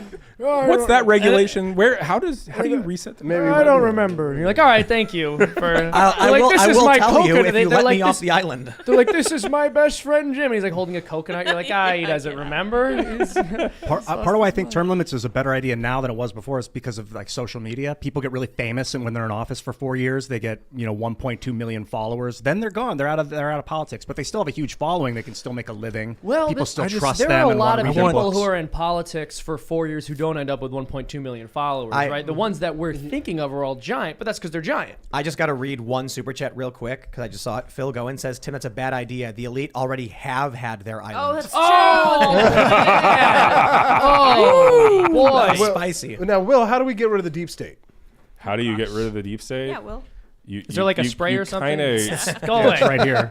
You change civil service laws, right? That's where basically you make people much more easy to fire for the basis of just like you're not one of us, right? Like and I mean that creates its own set of like corruption issues, which is like you sweep in every time you have a new administration, you sweep out a whole bunch of civil servants that you wouldn't have swept out before.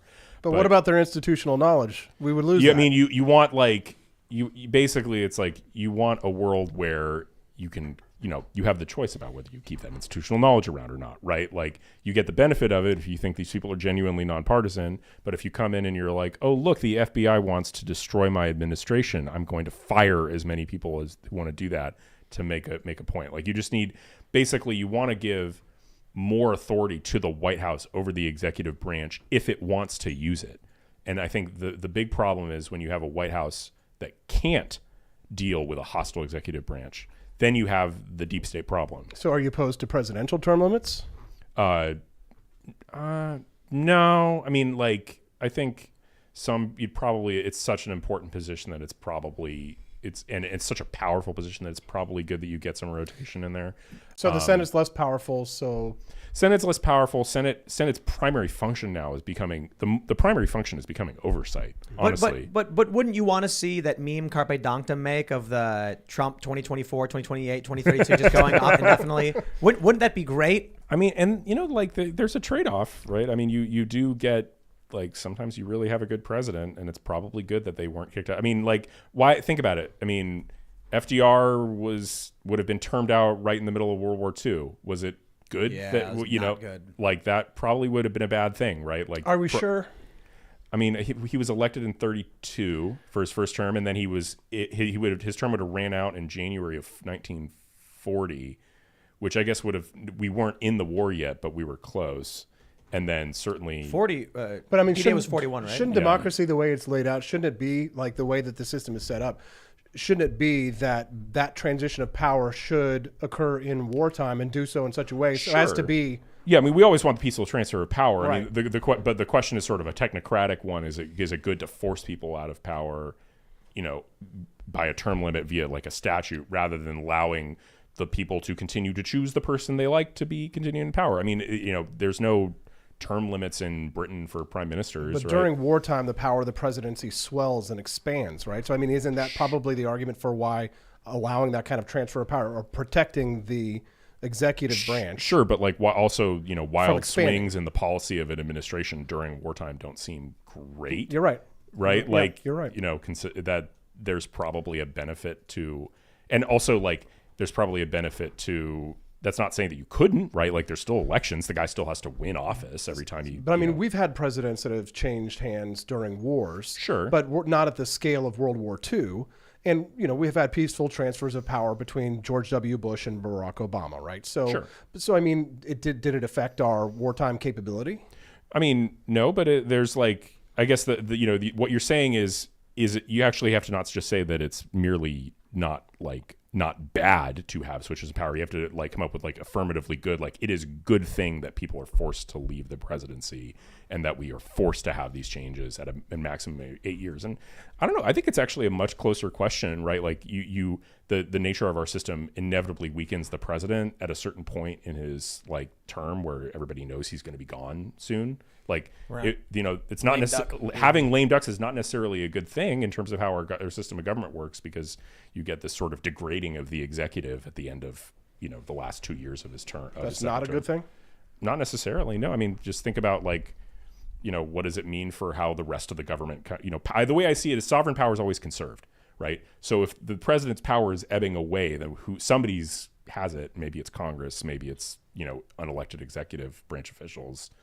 Who knows, right? But it just doesn't seem obvious to me that it's like a good thing that, you know, we have these lame duck periods, and because other systems don't have it. Like England doesn't, you know, and they have a democracy, but their prime ministers could just keep getting reelected. Well, they have.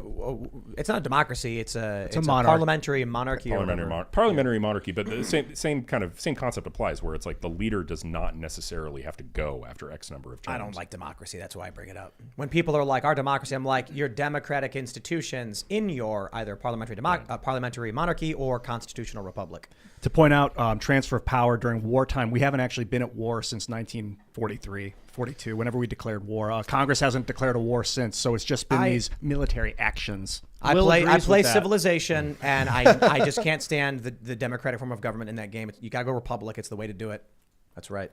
Let's go to super chats. Video game tips. If you haven't, I mean, you can also choose like religious fundamentalism. I'm talking about Civilization 2, by the way, going back to the 90s. Anyway, would you kindly smash that like button? Overturn the like button. Oh. Subscribe to this channel, share the show with your friends, and become a member at timcast.com. In the top right of the screen, you'll see that sign up button. Hit that. Support our work. We just hired a couple more journalists. We're going to be hiring more people. We're expanding, doing a lot of really awesome stuff. Check out youtube.com/castcastle, because we're basically making a cultural comedy kind of show based on the shenanigans that happens here at the castle with all of our staff members and team members. It's really, really fun. And with your support, we're actually expanding into documentaries. We're working on one about gun control and the Federal Reserve. It's expensive to make documentaries, but we're going to do it. when you sign up, you're going to be helping in that mission. So that being said, let's read some of these super chats. All right. Jeb Reed says, common sense gender laws. There are only two genders. Nature, the original science, decided millions of years ago. Yeah, you'd mentioned gender was a discrimination and how like if gender segregation. Gender segregation. I think it's more sexual segregation, and we should keep hammering that. It's not about gender; it's about what sex. If you have a man and a woman in a bathroom I'm using the together. traditional colloquial definition of the word gender to mean biological They sex. slid that one in because I see what you're doing. Biological sexual discrimination is understandable because you don't want naked men in a naked woman's bathroom necessarily because he might try and have sex with her against her will. Well, That's also- the point. Well, and again, I mean, like Wait, separating hold on. the Wait, what? genders. That's not what You makes don't want to sense. tantalize Hold on. the male testosterone with naked women. It's not just that. So what my response Like to men sort are of was said mindless earlier, and just like can't help but attack. They're women. animals, that's for sure. So the reason it makes sense, right, is because when you're looking at like civil rights laws with respect to segregation between black people and white people and comparing them to gender segregation, the difference is like there are actual fundamental important differences between men and women. Like there are differences between the sexes. That's They also fulfill different reflected in how roles. the court evaluates Yeah. those rules. Like it's a different level of scrutiny. Pretty sure it's intermediate scrutiny. And they made the argument in the 50s that there were biological differences between people based on race. But but the arguments weren't good.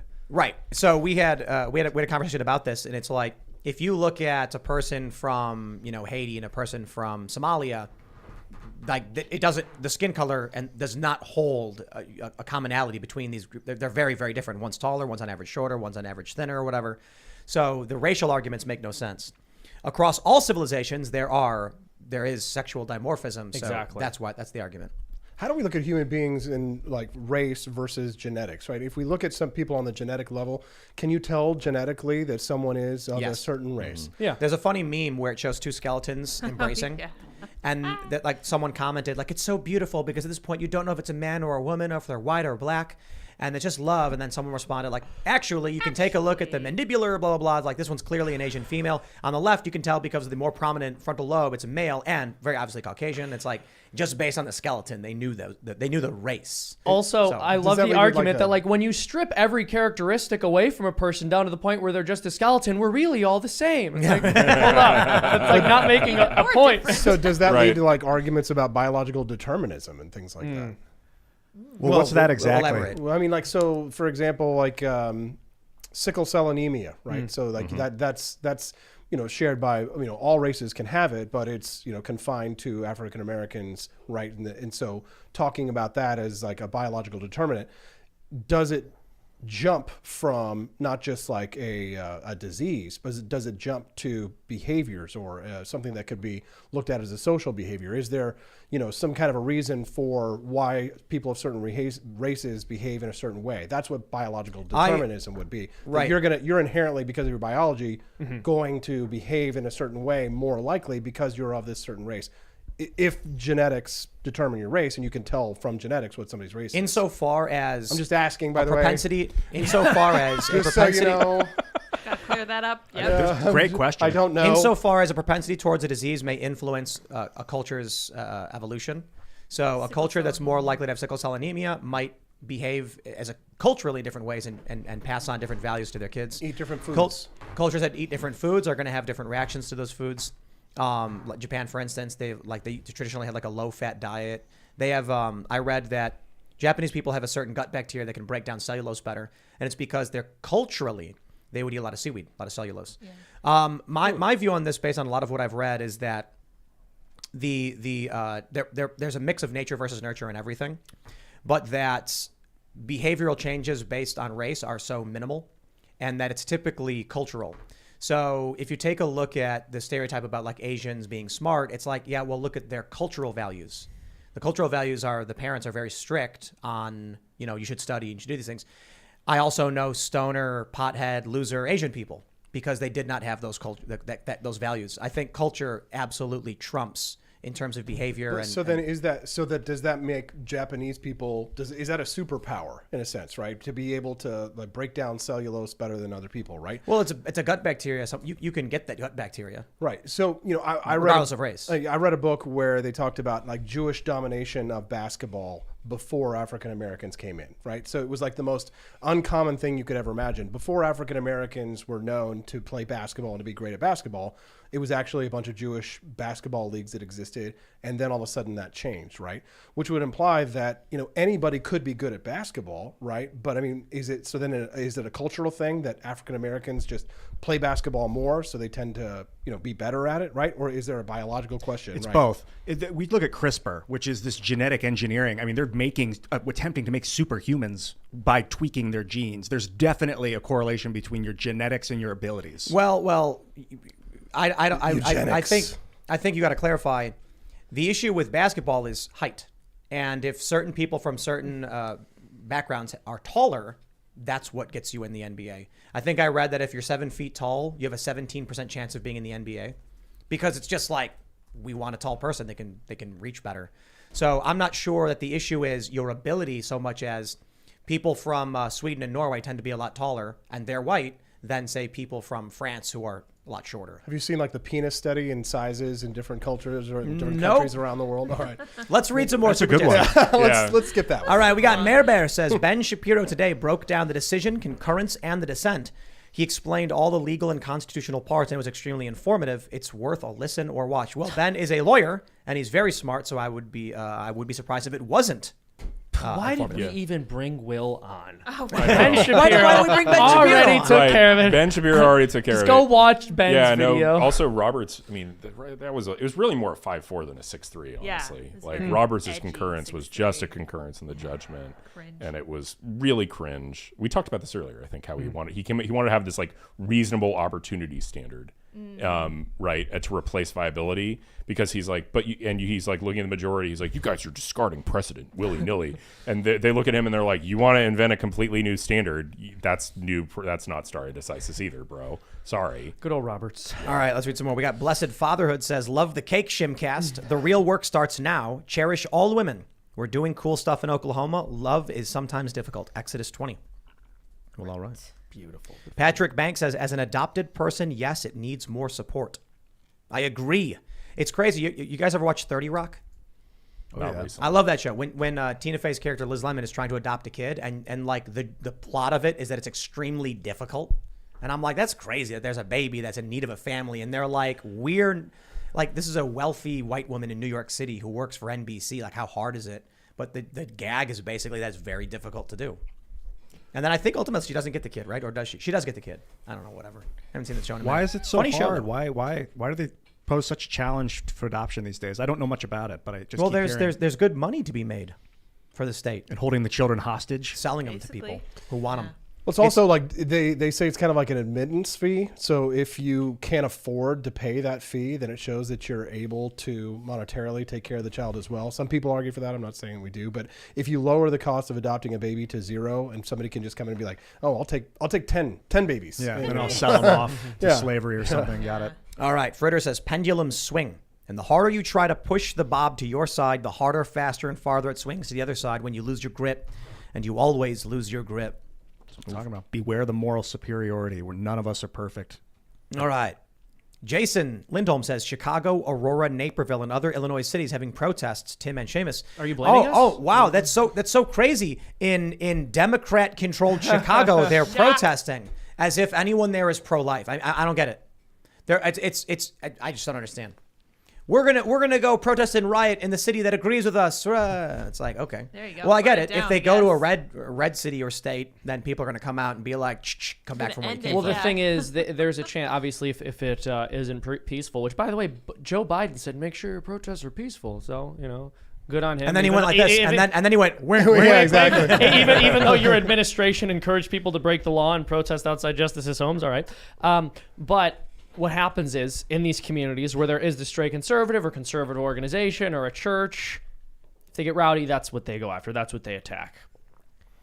How is Joe Biden still a Catholic, by the way? Come on. He's not a practicing way, Catholic by yeah. definition. He's Like, just he like- doesn't he's- give assent to Catholic teaching. He doesn't. The goal is to trick liberals into thinking he's Catholic, so that he can make some kind of argument. But like Catholics look at him like, yeah, no, come on. He literally he tries to make an identity politics argument about being Catholic. It's like, no, I just identify as one. I call myself one. Therefore, I am one. Even though if I completely reject what the church has to say. Now this, this should be like what is a Catholic? I mean, like this, but I mean, you guys are joking, but I mean, this would be a good show just all by itself. Like the battle in between Christianity, between progressive Christians and conservative Christians. You know, you have like this fight that's going on in the Southern Baptist Convention right now between, you know, corrupt pastors and things, and a lot of progressive Christians out there that are advancing the things that you don't agree in, but they're doing it in the name of God. Yeah. And it would be a fascinating thing for, you know, somebody who doesn't have a dog in the fight there, but who does have a dog in the fight against progressivism to see, you know, are you all on your back feet right now? I mean, are you conservative Christians losing to progressive Christians? Because it sure seems that way. Not in our churches, to be honest. Most of the young people, I mean, almost all the young Catholics I know are very conservative, very orthodox, don't harbor heretical beliefs. So with Joe Biden, I've said this before, one of the necessary requirements in order to be considered a practicing Catholic is you have to give full assent to Catholic teaching. And Joe Biden clearly doesn't on many issues. He's like, no, I don't believe that, man. And so he's called devout when he's not even practicing. And if you consider yourself to be a Christian, but you reject Catholic doctrines, you reject the authority of the papacy, you are protesting the church. There's a word for that, a protestant. You're a Protestant. That is what the word Protestant means. Huh. And I'm sorry for my Protestant brothers and sisters in the audience. I don't mean to foist Joe Biden onto you. If your church is any good, he wouldn't be considered a member there either. But Joe Biden is not a practicing Catholic by definition. All right, let's read some more. We got Josh M. who says, I read 2/3 of Americans are pro-choice to some degree. I believe pro-life state house reps and governors are going to have a hard time holding their seats. I've also read GOP leadership agree and are quite worried. Thoughts? I will address this by saying, they're not pro-choice in the way you think. If Republicans want to hold their seats, they need to make sure their constituents know Democrats tried to pass a bill that allowed abortion at 9 months. Okay, the people who are pro-choice are more pro-choice probably like me or Will, where it's like there's some area of nuance, but beyond this, elective abortion, we don't like these things. When you actually break down all these polls, what they ask these people is, are you pro-choice or pro-life? And they'll say, I'm pro-choice. And then they'll say, do you think there should be restrictions on abortion? In fact, the interesting thing is, I think it was Gallup. Actually, the majority of people sided with the view. No, I'm sorry. This is historical data we pulled up through Wikipedia, going back decades, repeated. Most people think there should be legitimate reasons for an abortion, which basically bans 93% of abortions? Yeah, no more elective abortion. That's like 2/3 of people think, yes, abortion should be allowed with reasons. I wish they knew. Yeah, the center of American public opinion is more pro-life than the current law, right? I think that's the way to think about it. And it's not like absolutist pro-life. It's just it's definitely honestly, I think the center of American opinion is probably more like European law, where it's something like, you have like, early, it's usually not allowed past like 12 weeks without a doctor's explanation of why it's necessary.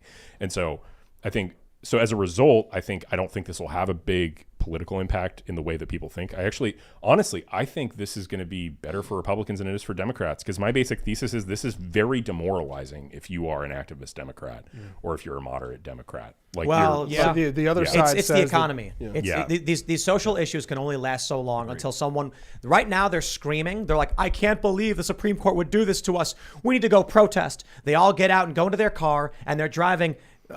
We're not going to be able to make it downtown unless I stop for gas. Then they're going to pull into the gas station and go, what were we mad about again? Just staring at the $5 pump being like, See, they're arguing that this is going to, galvanize the base, that they're going to make it all these fall elections all about abortion. The left is saying that this is going to help us win these elections, or at least stem the tide of a Republican red wave coming this fall. Think about how much Democrat politicians have failed their constituents on this one, right? Like if their constituents were like, no, we would really just like to preserve the right to an abortion, or like preserve Roe as it was. Well, you had the opportunity to codify it. You've had plenty of opportunity to codify it into federal law when they had think of Obama era when they had the supermajorities. They want the wedge issue. They had the opportunity to get RBG to retire during Obama's term. There's so many. Well, let's just read some more super chats. We got The Isaac Glover Show says, Tim, you're wrong about recalling senators. The First Amendment gives us the right to petition the government for a redress of grievances. Check the definition of petition again, and you'll realize you can recall anybody. Well, look, the government is comprised of people, and people can do what they want if they have confidence in what they're doing. But maybe I am wrong. Can you recall a senator? No. Okay, well, there you go. Can a state legislature recall a senator? No. So how do you deal with senators who are acting in defiance of their constituents? Expulsion. Well, how do you do that? Senate can expel its own members. Oh, okay. So that's never going to happen. Yeah, no. That's the only. I thought it has happened. At least It has happened. It happened after the Civil War. What if there was some kind of fourth branch of government where the people could put forth bills or whatever? That's a good idea. Yes. So they could expel other Wouldn't people. it be funny if Ian started arguing against it and we're trying to convince him? He's like, Stupid. Stop now. they never worked. We'd be better off just letting like California secede and then reconquering it and administering it as a territory. So you do believe in a great divorce? Hey, can we add any new states? Maybe annex Alberta. You think that the United States will ever add like a 51st state? I think that's a wonderful idea. I think Texas- we absolutely should annex Alberta. Texas was given the option to be 5 states. Did you know that? Interesting. When they joined the union, and they opted just to remain as Texas. So imagine what that would look like. Can the 51st state not be DC? Can we, No, can DC we, should never Can be we a all state. agree? DC should never be a Never. state. If And it's- anything, just we shouldn't need be to, there. Let's- we need to No. expand Yeah. DC to include Arlington. Yes. Like, that was a historical mistake to let Arlington come into Virginia. We need to disenfranchise more liberals. well, it's not that. It's Save anyone. Virginia from Northern Virginia. Anyone Hear who that, thinks- Media Matters? Anyone saying DC should be a state, in my opinion, is ignorant or evil. DC is a federal territory for obvious reason. No state should have power over the federal government. That's the point. But here's the problem: taxation and representation. Right, Ian? Are they being represented properly? They're not supposed to live there. Okay, so so that's your goal is say don't live in DC if you want representation. Yes. Okay. Listen, I Yeah, mean, stay out. I'm not saying if I disagree. DC I'm just- was brought into Maryland, the Maryland state government could pressure the federal government and get favors, and that is not going to work for a union. It would cause dissolution. abolish housing in the District of Columbia. I'm just a practical man. Again, Yes. is there a way disenfranchise more liberals? Like, Well, look, I'm not so- saying Why is- I'm not saying we I can love how all of evict Will's everybody hottest from takes DC. are still so calm. He's like, just I'm not saying we can evict everybody from Stop them Washington, from D.C., but the fact is it was a mistake to start bringing housing into the federal territory that was supposed to Agreed. administer government. yeah, Agreed. All right, let's grab some more. Jean Dumas says, I think Japan has it right. They acknowledge that the nuclear family is important. Many of the LGBT activists and the one that make the woke gospel want to destroy the nuclear family. BLM used to advertise that on their webpage. They're not the only one. That's true, and they got rid of it because people were freaking out. BLM was very much anti-family. That's right. Yep. Brody May says, please see if Bryson Gray will come on the show. He's an amazing musician, and his newest song, Drag Queens, is great. Titles such as MAGA Boy and Gun Totin' Patriot. He's been doing culture jamming since 2016. I've heard of him. Didn't he do a song that mentioned me? Him and it was him and Patriot J, maybe? No. I feel bad for forgetting his name. I think somebody did mention you. I don't remember. Yeah, he did a Was it song Tom with McDonald? someone. Is that No. the one? No. Okay. Him and this other guy did a song, and they mentioned something like Tim Pool's Oh, beanie. Anomaly. Anomaly. That's who it was. Yeah, he's Yeah, on that the was show. cool. We shouted him out. Very cool. All right. And I'll tell you, if you like tastefully make fun of me in a song, like I'll shout it out. You know what I mean? You know, like Hassan Hassan Piker is tweeting at me, told me I should be aborted. I said, Hassan, be nice. Jeez, yeah. What the heck? That's awful. Well, it's because I posted this ridiculous tweet where I said if Hillary Clinton would have won in 2016, SCOTUS would have mandated forced abortions today. Like, the point was the extreme opposite of what happened, like as if that would really happen. I And love so then how he said you should be a mandated abortion. I love Tim's always explaining his Twitter. He's like, look, this is like not what I meant. This was a joke. Like, I feel like every Well, episode. because the people who are listening are in on it. No, I know. You know what I mean? So I want to I'm like, hey, here's the point of doing it. I'm just posting nonsense to, No, to I make know. a point. All right, let's grab some more. What do we got here? Super chats. All right. Barely Insane says, in terms of marriage, I think the government should allow civil unions that participate in the same benefits, gay or not. Marriage is a religious deal and should only be handled by churches and synagogues, etc. Well, the issue is in the like traditional American view it is. But you mentioned Native Americans have it. Marriage exists existed everywhere. Yeah, of ancient course. pagan stuff. Yeah. But they would have concubines as well. It was just a different type of marriage. Like I said, Abraham was married. Marriage far pre-exists Abraham. All right. Jedi Mind Trick says Tim Staff enough. Tim Staff enough though I've been a member since 2019 and went out of my way to be cool. Told me to go F myself when I had a billing issue. Changes my perspective totally. I don't believe you, good sir. Doubt. Very serious What the heck? doubt. Wow. Hold Yeah. on. Can I just shout something out? That this is not a super chat, but it's in the chat. Someone said Ian and Seamus should start wearing beanies. Oh, I think you it'd should. be I'm in. incredible. 100%. Everyone on the show so had to hot. wear a beanie. Now I see why you're so hot. Yeah, let's do it. It's like I'm melting. Just so fired up. Kingdom First says, hello, gorillas, buck. If you would like to get a Christian perspective on origins, morality, and what the Bible actually says, check out Steve Gregg at thenarrowpath.com. No denominations, no cults, just a life lived in Christ. Interesting. All right. JRC says, a covenant versus a contract. It's pretty simple to understand the difference as long as you have morals and values. What is the difference? I guess he's saying like a covenant isn't breakable, or a covenant is something you take an oath with a religious content, maybe. I see the value of like making commitments that you can't wiggle out of, right? Like it just seems marriage. There, like one obvious, really pragmatic benefit of marriage being in it is like the knowledge that you can't just leave, right? And that forces you to work things out and compromise and like work with each other and not hold, especially once you have children, like not hold the dissolution of the marriage over each other's heads. Like I see relationships where, people have children but aren't married. And I'm just like, you're so unlucky. Like you both would be so much better off if you were, had just this massive social pressure forcing you to stay together and had undertaken this commitment to each other. That's that no-fault divorce. Yeah, no, insane. I'm not for it. I think Problem. yeah. Yep. All right, let's read some more. We got Jacob who says, Tim, I am unapologetically pro-life, and I have my sister's baby shower tomorrow. Woo! There will be dozens of liberal women there, and the Roe v. Wade news will undoubtedly be a big subject of discussion. Seamus, pray for me. Absolutely. Absolutely. Gosh, yeah. I would just put it this way. My attitude is always sort of passive curiosity. And so don't get heated, don't get angry, just like nod along and be like, oh, okay, and then ask questions. And one of them is, but like the Democrats tried passing that bill that would allow for ending the baby's life, even if the baby could be delivered. I don't understand that. And then if they get mad and say no, I'd be like, I don't know. Like, yeah, that's the bill. Like, I don't know. That, and just like don't argue with them, but just be like, why are you getting so mad? Like, I don't understand why you're so I love angry that at this me. is a baby shower, and it's kind of like, look, it's a baby. We're here because we wanted to have a baby. Well, you can do the opposite. You can be like, should have aborted it. Oh. Yeah, that's keep the bad. focus of the Ooh. day on the baby and the health of the Yes. baby Yeah. and the gloriousness of birth. Yeah. Refuse to get a gift and be like, I disagree. I'm pro Roe v. Wade, so that baby should have been aborted. Shouldn't I'm an exist, antinatalist. Yeah. How dare you bring other life into this world? I've Those got one of people those are real. ideologies that only exists on Reddit. Yeah. It's just so That's right. weird when I'm talking with people. I'm like, so you're a natalist, and I'm like, A natal? You Yes. mean I'm a I normal didn't- person? Yes. but I'm like, I'm not even arguing any strong conservative position. I was just like, we shouldn't kill babies at 9 months, and they're like, natalist. I'm like, I just what? I hate when people come up with new terms for normal. Yeah. Post Like I'm Yes. normal. I'm Yeah. normal. Cis. I'm a normal The person. antinatalist. Yes. Yeah. Exactly. That's completely like just I mean, I don't want to say that because I think it's bad to say it on this show because YouTube will but you realize like the fundamental underlying tension like with the antinatalist position, like you're alive. Yeah. Right. Like But I mean, there are people who wish they aren't. There are people who have been on camera who have said, I wish I was aborted. It's so weird. Those are the kind of Isn't people that that are weird? like, I'm moving to Canada if Trump gets elected, and then they don't go. if you there are methods to if And you I don't- really want yeah. to. constitutional amendment.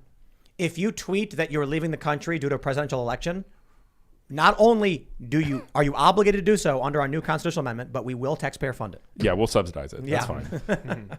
Yeah. No. That's No. whenever someone is like, Taxation is theft. yeah, I absolutely do not advocate suicide. I think it is a grave and horrible evil. Do not do it. But when someone who is alive says like, oh, I hate being alive, or like, I wish I was never born, it's like, well, clearly you find some goodness and value in life because you're still here. Why would you not want to extend that to other human beings? Well, I'll tell you this. I have been told by multiple people who are Christian that they wished they were dead because they want to be in heaven. Well, I hope to be. I would tell them don't presume. Right. Yeah. Oh, Be careful. brutal. Yeah, I mean- Practicing your faith. That's right. That's right. There's no rush either. All right. Will P says, Tim, bring Austin Peterson back on IRL as soon as possible. This was the best show yet. It was a good show. A spicy show. This was good. By the way, we all disagreed on so much. This was like, no, it was good. Yeah. No, it we was didn't. good. Like Remember every when Will time defended the someone Federal made- Reserve? I know. Right, Every what? time someone made a strong statement, one person was like, yes. Someone else was like, no. And they were like, ah, it was- Yeah, I it was made the just mistake really of seeing good. the chats on there, and it's like, get Austin out of here. I was like, I got to turn that off. We like Well, conflict. when I brought up that Will defended the Federal Reserve, all of the ones at the Oh, yeah. they're like, no. No. All the AP for But that's what Liberty makes fans. it fun. Will, Right. did all those ones, were there too many ones? Did that cause inflation? There were 20 many of of them. Is the $1 average bills. one worth less? Yeah, but like if you don't, I'm not going to get started and ruin your day. Wait, are you for the inflation algorithm, the Milton Friedman thing? Is that okay? I don't know about I don't know about the algorithm, but I definitely don't want a gold standard. It's a terrible I'm idea. not saying we're gold standard. I don't want to talk about free banking and Scottish free banking in the late 1800s, where there was a gold standard, but the banks printed their own money. Where's that bill? I mean, you Free have banking, some free banking. competing- Google it. Free banking. Free banking. Free banking. Good sir. Hey, Google look it. at I don't know, man. This business. Yes, There you go. the Gilded Eyes Age. light up. Yes, thank you, Gilded Tim. Age. Exactly. Yes. The liberals call it the age of robber barons, but we call it the Gilded Age, where one of the greatest American presidents, Grover Cleveland, presided over administrations, a time of unprecedented prosperity and wealth, the tail end of the Industrial Revolution in the United States, when we were building up our industrial manufacturing and turning the United States into a powerhouse that became what it was today.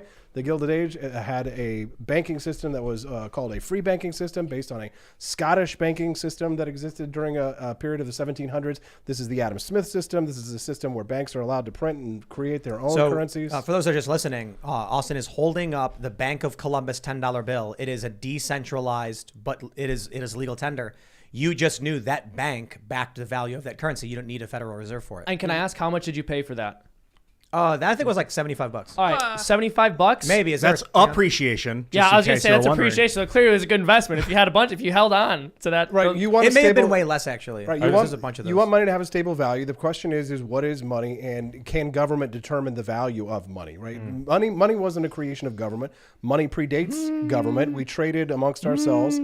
Currency. Right. Oh no! Weird noises. Some maniacal economist at the head of the Federal Reserve can determine how much our money value. What should was be. the inception of currency? It must have been 4,000 or 5,000 BC, if not Shells. before. Seashells. Seashells and things, if you right? want to know about where currency came from, just Google John Money. I want you all to learn about him. He's That's the right. inventor. Look up John Money. Learn everything about him and everything he invented and where it all came from. I love those memes where they do that, where it'll be like, if you're ever wondering why the banks are ripping you off, you need to understand how the banking power came to be. Just Google search John Money to understand. The best one I ever saw was Gage Grosskreutz was a father of 5 children. He was murdered, or he was, attacked. Look him up and find out all about him and the Okay, 5 I'm just going to say children. one more time. Look up free banking. There That you is, go. look up free Also, banking. I will say this: part of the problem with that is most people do not look up what the meme tells them to look up. They just believe the meme is true and start repeating it. So. All right. We'll just let's grab a couple more super chats here.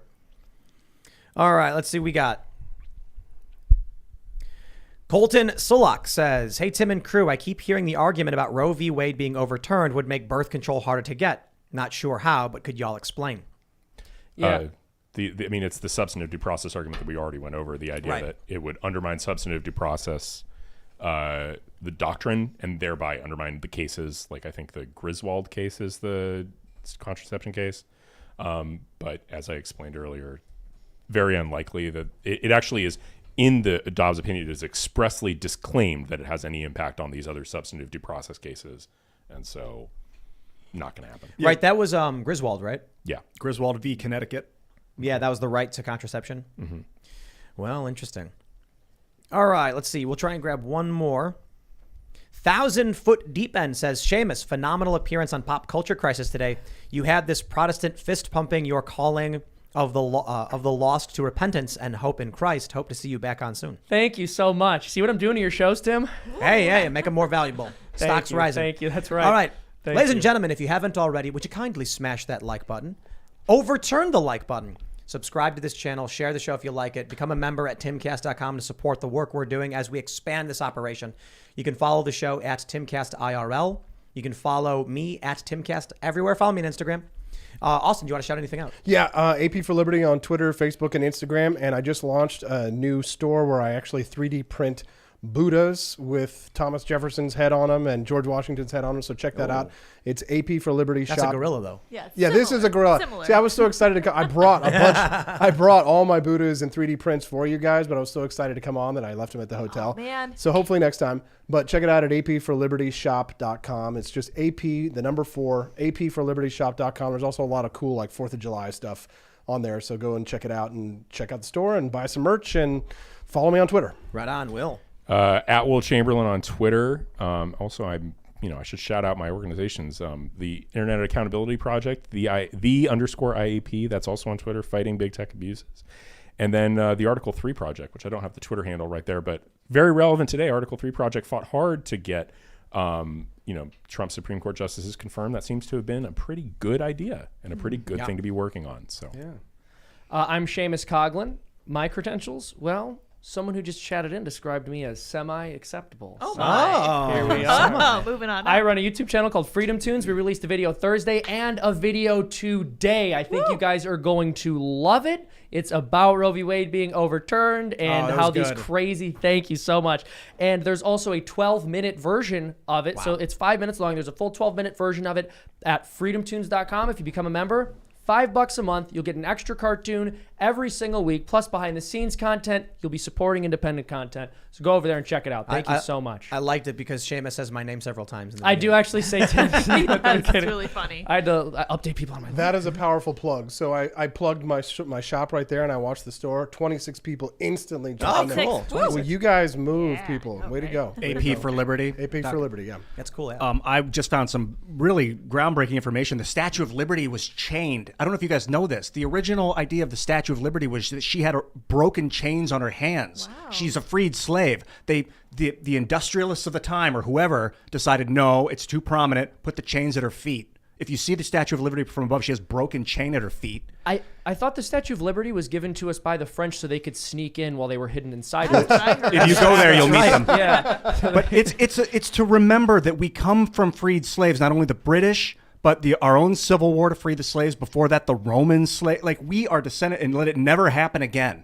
It would be beautiful if we saw that in New York Harbor. For whatever reason, they made her look like an erudite, post-freedom. But we got to remember the actual essence of freedom. Yes, I feel a very strong connection with Ian. Are you like the radical, crazy libertarian here? Or No. He's like half the time Yes? radical authoritarian. I don't know. Really? Two of those three words. It was the correct. funniest time was when Ian went on about like how he believes in the death penalty, and it was like I can't remember which guest we had, but they were like arguing with you, but then you agreed on the death penalty. It's like, wow. I don't know where to I can't box myself into it, but what's right, what looks sensical, what looks, If DMT tripping realistic. was a person. Oh, I'm totally into psychedelics. Maybe that's what you're Maybe feeling. that's what it is. Have you smoked It's DMT the- before? It's the mushrooms, I think. They're All I right, sipped all on right. ayahuasca. It's nice. You get a DMT rush. I'll go deeper on it later. We can talk about it on the next one. Anyway, I am also here in the corner. I pushed all the buttons this evening. It was a lot of work because they were all talking over each other, which was very fun, very engaged conversation. Thank you guys both very much for coming. Austin for coming from all the way from Missouri, which kind of sounds like paradise right now. Will for coming from DC. I'm happy we were able to get you out of there for a few hours. You guys may follow me on Twitter and Minds.com at Sour Patch Lids. We're also going to the Minds event in New York City. Very excited to be there. I want a selfie with Tulsi Gabbard. Stay tuned. We'll see if I get that. And you guys can follow me at sourpatchlids.me as well.